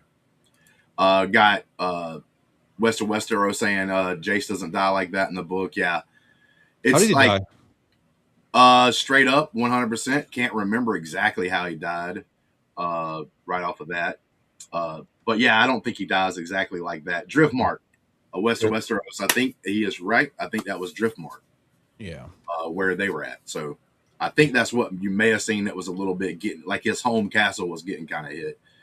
And that was her plan. She thought she was going to get his attention. Yeah. West of Westeros right here with my favorite part, though, Winterwolves' arrival. What did you think about that, Greg? It was awesome because it was homie from Sons of Anarchy, Tommy Flanagan. I looked it up while I was watching it. He's the guy from Sons of Anarchy. He comes out. He's just like, hey, what's up? He plays Roddy the Ruin, I think. Is the name of the character. He's head of the Winter Wolves, the grizzled veterans, Hmm. and they came in. They they rolled some heads and they were ready to I go. loved it. I loved it because, like I was telling you when we were watching the episode, is like these are some of the Northmen. They wasn't the best of the best. Mhm. They sent some of their older guys, but it is the grizzled veterans. They don't Yeah, give a shit. Like the dude, literally, he's got the one guy's head that he cut off, yeah, and he kind of throws it over there. But then he says he doesn't say we're here to fight. He doesn't yeah. say we're here to survive. He says we're here to die for the queen. Mhm. They know why they're sent. They don't. They have no aspirations of surviving. They don't give a crap. They know what their mission is. We're old as hell. We know why we're sent. We're here to die for the queen. I love that phrasing. I love the way it was done. That was another part of this show where, like, like the writers got that part right. Like, I don't know how much George R. R. Martin has. I know he was working with this show, but I think the showrunners and him aren't like on best of terms right now because of maybe some of the changes or something they wanted to do.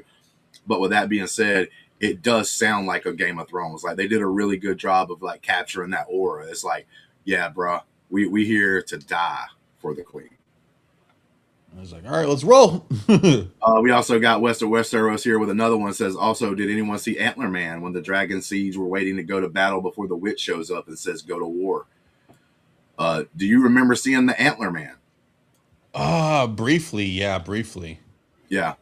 Don't know what that's going to symbolize. Probably going to know more of that when it comes Yeah. down to it. Got some of the weird things that you'll see during the shows and stuff that's kind of like hinting towards something. And then it's like, oh, boom, boom, boom, boom, it clicks. But that's also one of the things I was talking about earlier about like going back and rewatching the Yeah. episodes.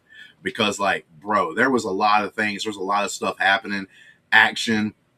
If you got distracted for 1 second, like look to the right or look to the left and look back at the screen, there's all kinds of things you could have missed in this episode. This is definitely rewatchable doing. We also got Westeros throwing out a bunch of comments, man. Appreciate you. Yeah, Also, Allison not getting kissed in the mouth by her son. Oh, bro, that was our. If you watched our live reaction, if you would have been here, that was a lot of ooh, ooh, Really, dog? I was giving the stink face on the live reaction when we were watching the show. That was pretty crazy, man. Like, bro, that was like, we know this is a Game of Thrones. We know things like this happens. I literally said before he did it, Yeah, that's what I that said. home dude's got some mommy issues, so Yeah. he's probably going to listen to her, even though he knows he shouldn't. But he only truly listened to her when he got that like sweet kiss. Yeah. And I thought it was a perfect shot of over his shoulder. Yeah. And us seeing Allison's like face, like her eyes and everything, like as it's happening. Like, oh man, I don't know if I could have seen the opposite shot where it shows over her shoulder. Oh yeah, you see his eyes of ecstasy. I didn't want to see that. Like, at least they only showed us the side that didn't like what was going on. Like, she just knew she's at a precipice of being like murdered here by her own son or something like that. She knows his ass is evil, so she's having to kind of go along with it, no matter how gross it is. But hey, it can't be Game of Thrones without a little bit of incest thrown in there. You know what I'm saying? For sure. Yeah. How did you? What was your reaction? I was like, thank God she didn't get into it or start giving some tongue or something. Like that would have been crazy. But yeah, it was like the same. You figure like, oh man, he's really gonna go for this. Like homie, like there's plenty of other women. Like, what are we doing here? And so he goes in for the kiss, and she's obviously mortified and scared and can't, just frozen. She really can't push him off. She really can't detest or anything. So she has to go through it. And she's like, please just leave. Just please leave out of here, bro. And die. Like, get set up and die. Like, we got, I'm just going to shorten it up because long name here, but Visha here with Driftmark. That's whenever we were brain farting on the name of where it was bad, Driftmark. So yeah, I think Driftmark was the one that was probably on fire, not Dragonstone. Because like that means like Rhaenyra's in the castle and stuff. They would have showed something in there. So that's why I think it's that, not like actual Dragonstone. Westeros talking about like he dies with arrows, not because of sheep stealer. Yeah, exactly. See, that's some of the things that's going to happen. Like, so in that story, like I was telling you, Greg, because Greg doesn't read the stories. Nope. I've read most of the stuff, but like, I mean, it's hard to remember. I'm not like, I work a full-time job, everything. I do this stuff right here for fun. Thank all of you for watching. Like and subscribe if you're the first time here. But with that being said, Greg, yeah, he does die. but not this way. And that's one of the things I was talking about was like they have a lot of areas to fill some stuff in or to change it a little bit, but technically still be true to the story.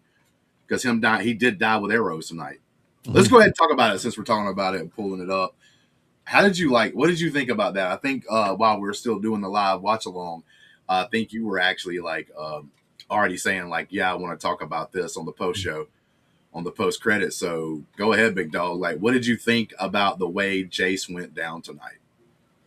I mean, someone had to die, right? You were feeling like we were discussing, like, is this going to be an impulsive decision by him that he's going to regret and it's going to backfire, or is this somehow going to become victorious and work out? Game of Thrones probably going to not be the greatest outcome. Sometimes it works out, sometimes it doesn't, but sometimes it really. So I was feeling like one of them was going to die. Jace, kind of disappointed the dragon took 2 harpoons. I was hoping maybe just one piece would take him out, but they went with 2, which, shout out to the dragon for taking 2. I thought they were going to clip him again. I thought Moondancer would come and get him again and save him. Obviously, he did not. So then he started to submerge, die, and then Jace kind of comes up, and you're thinking, all right, so is Moondancer going to pick him up? What's going to happen? And then he just takes arrows, and you're like, okay. And homie's dead. It is one of those points that like Game of Thrones kind of always did. It's kind of the reason why I liked it and stuff from the very beginning was like these unanticipated moments. Yeah. And sometimes the fact that they aren't the biggest thing, like, so they kind of hinted at it that they got the arrows they can attach, and then they got them attached to like a heavy ass rock. They're trying to bring the dragon down. The first time it happens, obviously, the 2 dragons work together and they're able to like get him unattached and everything's fine for a little while until Sheep Stealer comes in there and starts screwing stuff up. And then Home Dude gets shot again, right? So they kind of set that up. Okay, that's how it's working, and that's what is happening. This time he gets too close to the water, so the other dragon couldn't just like fly underneath and like kind of cut the rope or whatever that was attached to the big ass arrow, the harpoon, whatever you want to call it, that got shot at him, and everything else. I thought that was set up nicely. It was kind of like foreshadowing, in the middle of the episode, what's going to happen towards the end of the episode. So that stuff's going down. He starts sinking and everything else. But it's kind of like almost anticlimactic, but sometimes it makes it even more climatic because he unhooks himself. You think he's going down with the dragon. He's able to unhook himself. He floats back up to the top. You think, oh, he might survive. Yeah. Just to get arrows shot through like his neck about 3 times. He got hit one in the back, like where your neck and back joins, and then one right through the throat, and then another one pretty close to the throat area. So he just gets murked right then. And it's kind of anticlimactic. It's these random guys. It wasn't like a big character in the story that does it. It's just these dudes on one of the boats that just happened to be about where he sunk at first. Great aim. And they just boom, boom, boom. Yeah, they had awesome aim. Where were they at the whole fight? They could take out anybody. They could have took out anybody with that aim. Like, to be honest with you, but yeah, it gets taken out. But sometimes that's the beauty of like Game of Thrones is like those moments where you're like, oh, okay, everything's going to possibly okay a little bit, and then something like really bad or really good, according on which way you're looking at it, happens, and then you're just kind of like looking at yourself like, what the hell just happened? But that makes those moments even bigger sometimes. It's almost like because they make it so anticlimactic that it becomes bigger because it adds to the shock. It's like, oh, you're not anticipating something super bad and then it just happens. It's kind of like Ned Stark's head actually getting cut off in the original Game of Thrones. It's like, whoa, okay, that happened. Didn't think they were going to kill Sean Bean that fast, but that's how it goes. But yeah, I mean, did you have an ultimate problem or with that? Like, it's kind of like getting back into the Game of Thrones kind of whole thing, like you said, it's sometimes it's unremarkable kind of deaths, some of it is like super like deaths to take you out of like you don't even realize it's coming like that. So it's shocking because you're so used to like just being programmed on regular television, right? Yeah. Just like that's kind of what I'm saying. He's gonna die heroically, or he's gonna die saving somebody. It makes it so shocking because like there wasn't no big music playing. Yeah, he literally just bobs his head out of the water and immediately gets hit with an arrow. And then it's like I said, it's not even it's from some nobodies. It's not even from like main characters, which causes it crazy. But I can see where some people don't like that. Yeah, I don't mind it. because it's one of the reasons why I love Game of Thrones is things like that can happen. But bro, I just remember when Prince Oberyn died in season 4 of like the Oh, original yeah, Game of Thrones, that's your dude. guy, dude. That was your guy. Bro, yeah, and it was like, man, I got so mad, dude. But then like I got over it and realized that's great storytelling. Yeah. I literally felt so much emotion when that was going on that I was just like couldn't contain myself. I almost broke at the time. I had like this been years ago. Obviously, I had like a Nook, the little thing that was like a book reader for like Barnes and Noble, and I almost threw that thing against the wall when I read like that happening in like the story because I couldn't wait for the show to catch up, and it was just crazy. And it's like, oh man, those type of moments was like unexpected. Like he's dominating the whole fight, and then all of a sudden he's dead. It's like, what the hell? Like those kind of situations. But to be fair, he wasn't a big battle against a big character. I'm not a pretty. Yeah. That one's a little more epic because of like the big battle, like you said. But like there were times like where things would just happen, and you'd be like, oh shit, oh damn, that person's taken out. Okay. Thought it was going to be a bigger deal, but I guess not. West of Westeros coming back here would post your Discord or wherever you watch. Discord should be posted in the general stuff below. Our Discord's free to join. You can join anytime if you haven't already, and all that. But yeah, it should be posted in the description below the actual like for the YouTube channel. So if you want to join, anybody, it's free for anybody that wants to come in and do that thing. We do like watch, like we actually watched the show together before we actually did this. We did our live reaction on this particular broadcast, but but we actually watched it in Discord together. We also had, I like the way the show, the tension with the Dragon Siege, you can tell they won't play together well, foretelling things to come. I agree. There's going to be a lot of chaos. It's kind of like, so we've been doing a lot of soccer watch-alongs on our sports channel. We got the sports channel, we got the entertainment channel over here that kind of works together. And a lot of World Cups happening right now. A lot of things happen that are crazy. Straight up crazy, like in soccer, where everything's formatted and everything's working like it's supposed to. But then all of a sudden, most of the time, you get the goals. You get the goals where when the chaos starts happening. And that's kind of what happened here. Both sides had a plan. Aegon had a plan. Rhaenyra had a plan. All that shit started falling apart because like people wasn't doing whatever they're supposed to. So you got Alicent screwing up Aegon's plan. Then you got the stuff happening between like because of communication and lack thereof. And then you had the weird like out of nowhere situation where you had the sheep stealer stuff happening. So pretty cool. But all that's happening. So like what's going down? There's just going to be a lot of chaos. I think this whole season is going to have a lot of chaos. Yeah. A lot of death, a lot of characters that you might like or don't like that gets taken out and stuff as we go along. But it's going to be interesting to see how it happens and how they tell the story. Because a lot of people, like I'm pretty sure West of Westeros, this guy right here knows obviously a lot about Game of Thrones. I know a pretty good amount about Game of Thrones, but he might even know more than me. But the thing about that is it's going to be chaotic because like they're going to tell that story in a weird, different way than what you were probably expecting, which can be fun as long as it's done well. As long as it's done well. That's all that matters, as long as you do it well. Yeah, thanks West of Westeros for joining. I obviously sitting over here on the live broadcast, seeing him seeing the Discord messages pop up where he just joined the Discord. So yeah, be around here next week. Sometimes we might not be up because I work a full-time job. It's going on when I work. But if I am off the time the show's going on, we will be doing it the time that it actually releases. But yeah, so we had that going on. We also had the funniest part was Larry Stone snitching the first 10 minutes. Oh yeah, that was pretty funny. That's a moment we can talk about. We haven't actually discussed, but we had Aegon trying to basically escape. He's getting the hell out of there. Loras is trying to get him out of there. Old Clubfoot that I call him is out there doing this thing. Old feet man. Hey, got to do what you got to do sometimes. But yeah, he kind of like rats him out. But it's actually a good thing he does it. He's smart. He's playing the like Varys character from like the original Game of Thrones and stuff. He's basically playing Littlefinger in that kind of situation where they are super smart.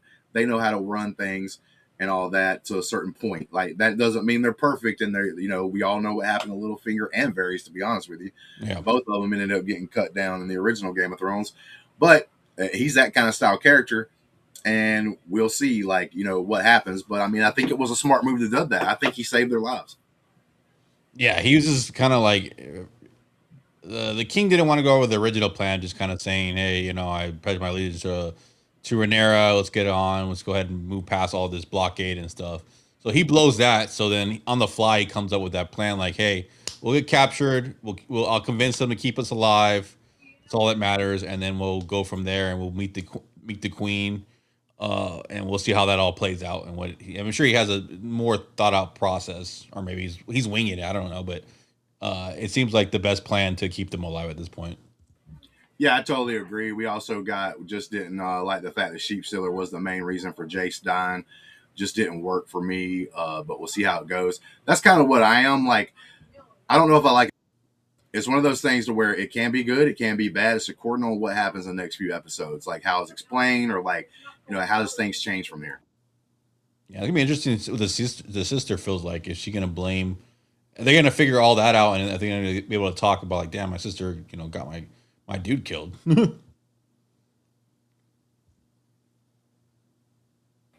Yeah, 100%.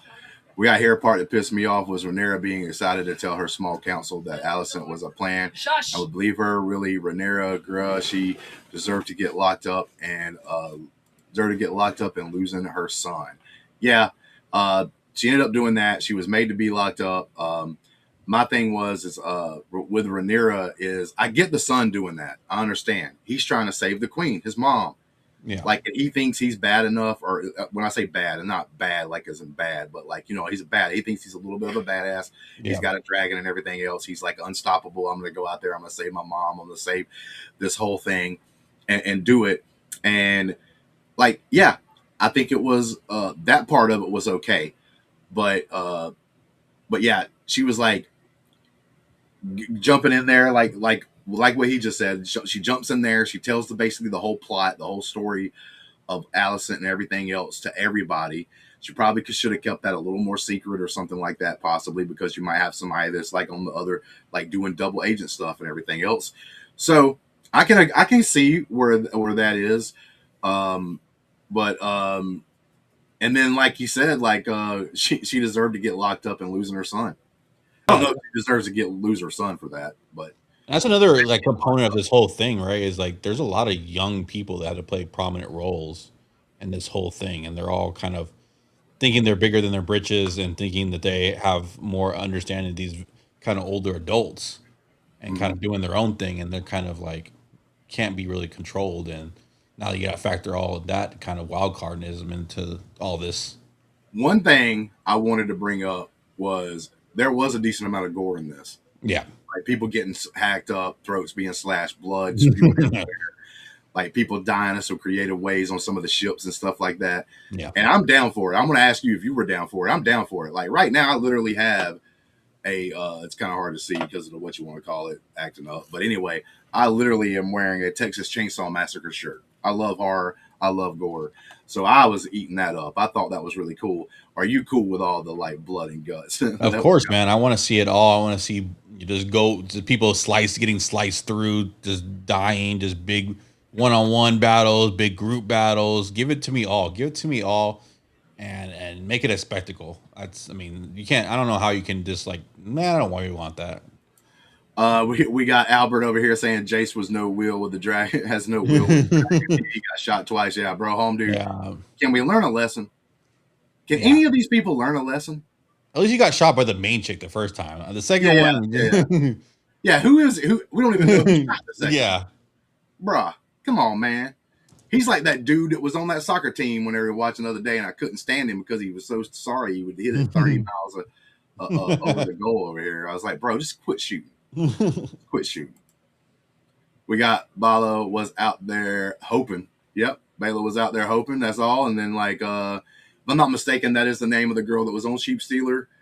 I think I might be wrong there, but I think that is some of the names, man, they got all kinds of names everywhere. But with that being said, if that is the case, yeah, she was out there hoping, and then when she realized she was cooking her like own, like basically like grandfather, because I think it was Damon's daughter, like grandfathers like own men out there because they didn't know what the hell was going on. That was pretty crazy. And I knew it was coming like once she showed up, and like it looked like the dragon may not be paying attention to her. I think she's the writer of Moon Dancer, to be honest. Yeah.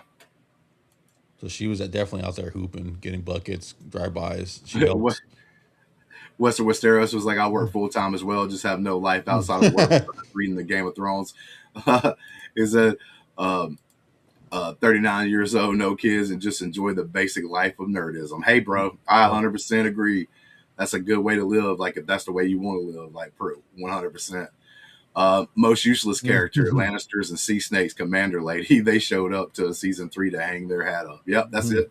That's all they did, bro. They was like, hey, let's get out of here. We're going to cut the check. We cutting the check. We're getting out of here. Look, I was a little worried. Not going to lie, because we talked about it during the actual live watch. I was a little worried from Homegirl because she ain't that big. I could see her going a little bit with the Sea Snake because he is older. You know, maybe because he's having to fight a couple other dudes, he's a little more tired. She's younger, so maybe she can use her like dexterity, like all that kind of stuff, to be able to win out in a fight. But whenever his son like jumps down there and her and him started scuffling, I was like, bro, there's no way they can have her like beating the crap out of him. There's no way this can happen. They didn't do it. He took her out. He started just shoving her head down in the water to drown her ass. We didn't even talk about that part, like that whole section. Yeah, like the whole plan. What did you think, real quick, while I look through another comment, but what did you think with the actual game plan of the Sea Snake going through that little strait that was in between the rocks because he knows the area, and then having her go through there as well? Classic movie thing. You know, home turf. You got to use it. You got to use it to your advantage. So he was able to know to terrain, and I was like, man, he's gonna be able to take out at least one, maybe two. I don't know if he's gonna take up all, because usually they have the bad guy somehow make it out, and then it becomes like a chase, and then they fight. So I was like, he's gonna take two of them out. It's gonna be 1-on-1. We're gonna get there. Smart move by him. They both had their separate plans, right? She was gonna sack his place, his drift am I living, not drift mark or drift wood? Drift mark or drift mark. Actually, it's drift wood. Whatever, it's drift something. Drift something. She was gonna take that out, and I was gonna get his attention, and she was gonna play off of that, and he was gonna play off. He knew her that she wanted him. Yeah. So she's gonna follow me, and I'm gonna lead her into a trap that I know the terrain, and I'm gonna go ahead and take this all out, and it worked. I mean, it took two of them out, so yeah, good play. I thought it was okay, but then it turned out to be that they just, to me, it could have been just kind of like almost a waste. Like, that was the only thing in the episode that I thought that Maya could have been like cut. You could have did it a little differently, because you would get the same story if he was just like, oh, we're gonna run off into this area. Like, I get why he would run off, but going through that little straight thing and everything, because like it ultimately doesn't work for her ship, and she still gets to like ram his ship. It's like, how is his ship, like, she's still having to go through that thing slow as all get out. When they get out, they should be able to take off and get the crap out of there. And my thing is like, you could have did that part of like the story, like maybe he's like dukes her by like doing something or moving to a certain place, knowing that she's got a hard on for him and just wanting to like take him out and take that ship out or whatever. So he just kind of gets her out of the battle a little bit, and then they have their one-on-one fight. You could have did that without even throwing that in there to me. I don't know. True. But I'm not saying it was bad or anything. I'm just saying like that's probably like part of the most useless part of the. It was predictable. We've seen that in other movies and stuff like that. Western says, I'm going to be a good boy and not address spoilers because there was 2 moments that foreshadow book and plot line. I'm looking forward to the Dragon Seas storyline and how that plays out. Me too, because like the Dragon Seas, which are the 3 guys that are sitting over there that they were told to go over there and hide because they were going to wait to ambush Aegon and everything. So yeah, it's going to be interesting to see like where they go with that part of the story and how they do it, how they may make changes there and all that. Also, with part that made me sad is we got like 5 minutes of Daemon Targaryen. Yeah, was in the whole episode. But he was putting in work. He was putting in work, though. I agree, because like, bro, that was pretty cool. That was something that we kind of laughed at, their reactions and stuff. We talked about it a little earlier. But yeah, I will say showing up at that battle, like even though we didn't get a full battle scene, sometimes the Game of Thrones is really cool with like showing you the aftermath, and the aftermath is like good enough, you know, in some cases. But the aftermath of that battle that Daemon was at, when he's just going through stabbing folks, that was most of them's already on the ground and everything, to get to that tree line was actually pretty cool. Like I thought that was a really well done section of the actual episode. Yeah, we got Pour the one out from Jace from Armada. Pour one out, baby. Pour one out. RP Jace. We'll see you on the other side. Yep. My rewatch number one want to see in pause. That's a I want to point. see what Alicent actually said to her brother Armand Hightower. That in the Raven letter, I don't think it's what Armand said to his army. Actually, you might be right, because like you probably could read that and see exactly what she said. But like he's acting like I knew that. I think he knows that it didn't actually come from Aegon. Yeah, I think that he knows it came from her. So I think that's where the little bit of a setup will be, is like him pretending like, you know, hey, like, you know, this is actually from Aegon. We got to listen to it, when he actually knows it's probably not. But it may have been a totally different. That would be interesting plot twist if it was something like a coded letter somehow. She mentions like a code word that he knows it's her, or she just straight up says like, "Hey, it's me." But yeah, that would be an interesting plot twist. I personally think that he didn't know it was from the king. I mean, he knew it was not from the king, because obviously they foreshadowed him kind of playing with the seal. And but I like, maybe like you said, like he just doesn't care. He just like, I'm gonna just whatever. But yeah, and we also got my man over here talking about, yeah, please like that live stream, please, brother. Man, I enjoyed everybody coming in here. It actually like made it fun, like even more fun to me, being able to interact with some of the chat and everything else. And we'll be trying to do it the same way. So like, if you want to, you can join the Discord, where we actually like watch together and everything else. So we have it timed up good. And we do a live reaction like we did tonight, and then we ended up doing like a review right afterwards that we will clip out. We'll clip out this last section, the last like 45 minutes or so, and make that its own like show and everything else. But all of you people that were here live, we'll be here next week. We'll try to put out a section to go out, so that we can actually like send it out and be like, hey bro, we're gonna be out here, because like I said, it's according on the work schedules and everything else, how all of that is going, the timing. So we might have to do it like later that night that it comes out, or something like that, because of like having work. Happy Father's Day out there to everybody as well. And yeah, man, glad we found you, man. Yeah, I'm glad you found us, for sure. Yeah, glad you found us. And you know, one thing we'll let you know is Greg likes grilled cheeses. Yeah, actually, we all like grilled cheese. Who doesn't? All your questions and your wealth of knowledge is really, you know, fun to play off of. So it really helps us. Really yes, because everybody's got blind spots. It's like according on what you are. Like, you know, if you join into and dive into a nerdum, it's so hard to be able to remember every little thing out there. It's like I've always said. I've always had problems with names. I'll watch something like literally right before like we come on air, and I'll forget a name because I'm just bad with names. But I can tell you everything that happened in the story. I can talk about everything that happened in the story. I can talk about all the stuff that happens in like pretty much Game of Thrones in certain areas, especially like the main show and the main story and stuff like that. I know some of the things from the books, from the original things and all that. But yeah, and I can talk about those all day. But sometimes like a name, maybe that's my old age, man. Yeah, that's my old ass age, bro. I got a little gray in the beard happening over here. But yeah, this was fun, man. So like we did it during our live stream, but not during this show. Let's end it. What did you think about the episode?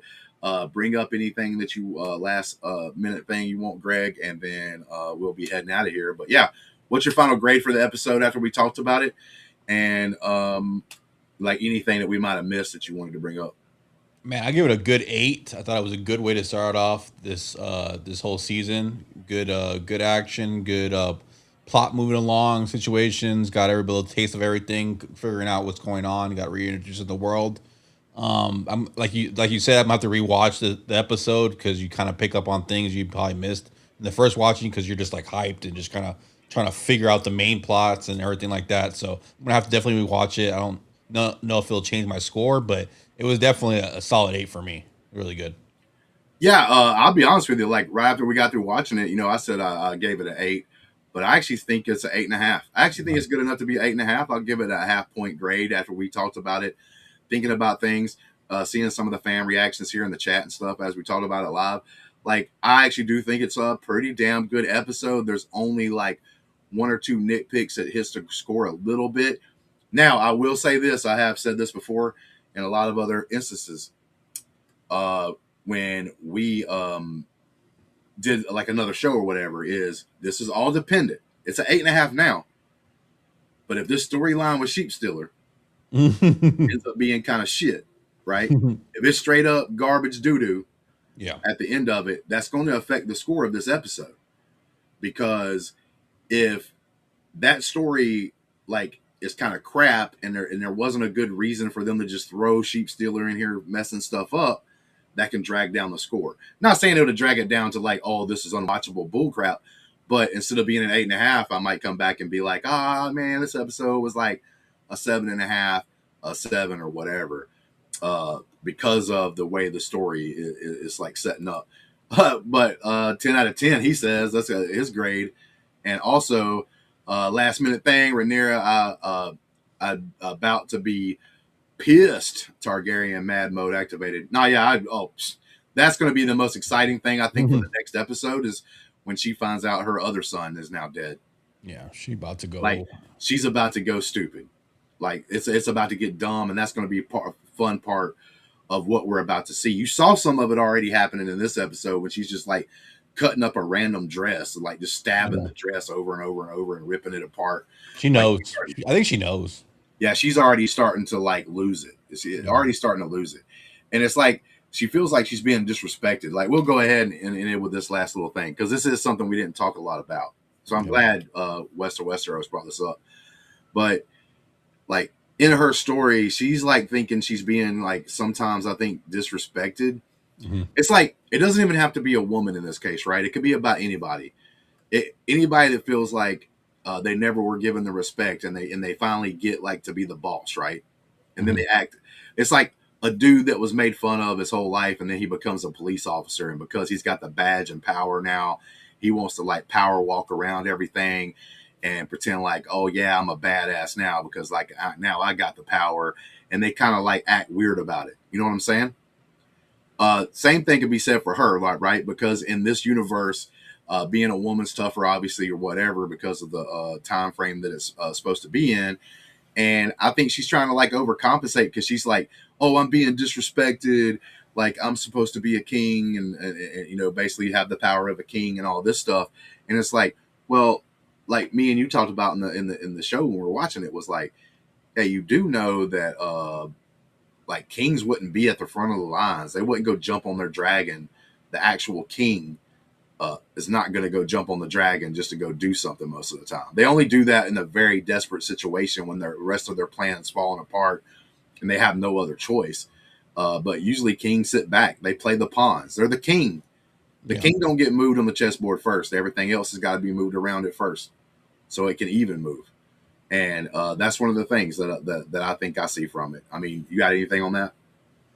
Yeah, I think, it does have a lot to do. She's been fighting this whole thing to be recognized, right? Being the heir. I don't think she has to. I think she has to. That's my point is I think she already has that power.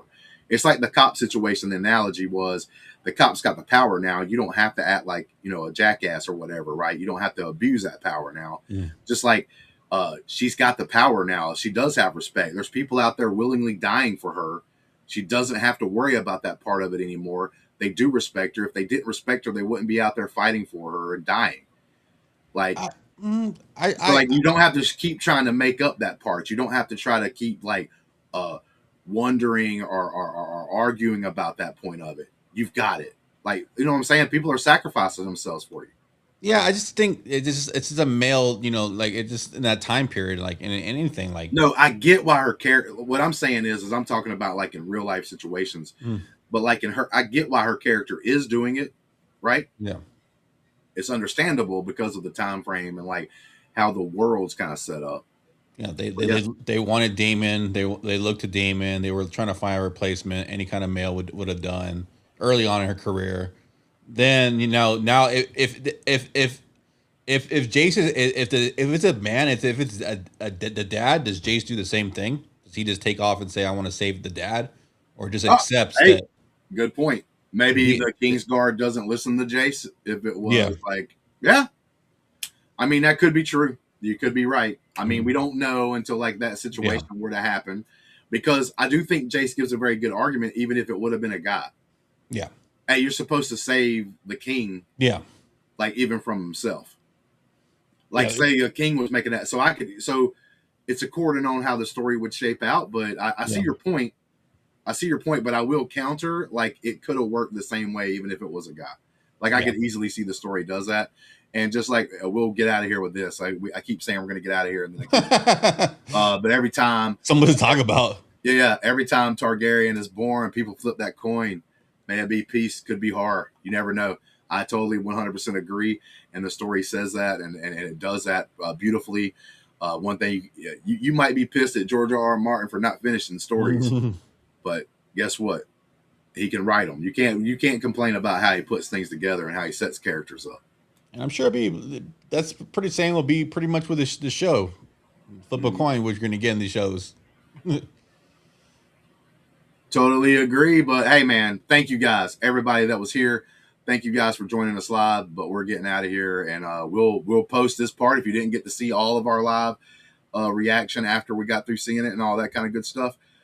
We are going to be posting it as a separate video on the channel that you can go back and watch. But definitely, man, bro, so hyped for y'all coming in tonight and being with us as we're live. But until next time, peace. Ride that dragon. Ride that dragon hard. In reverse. Yeah.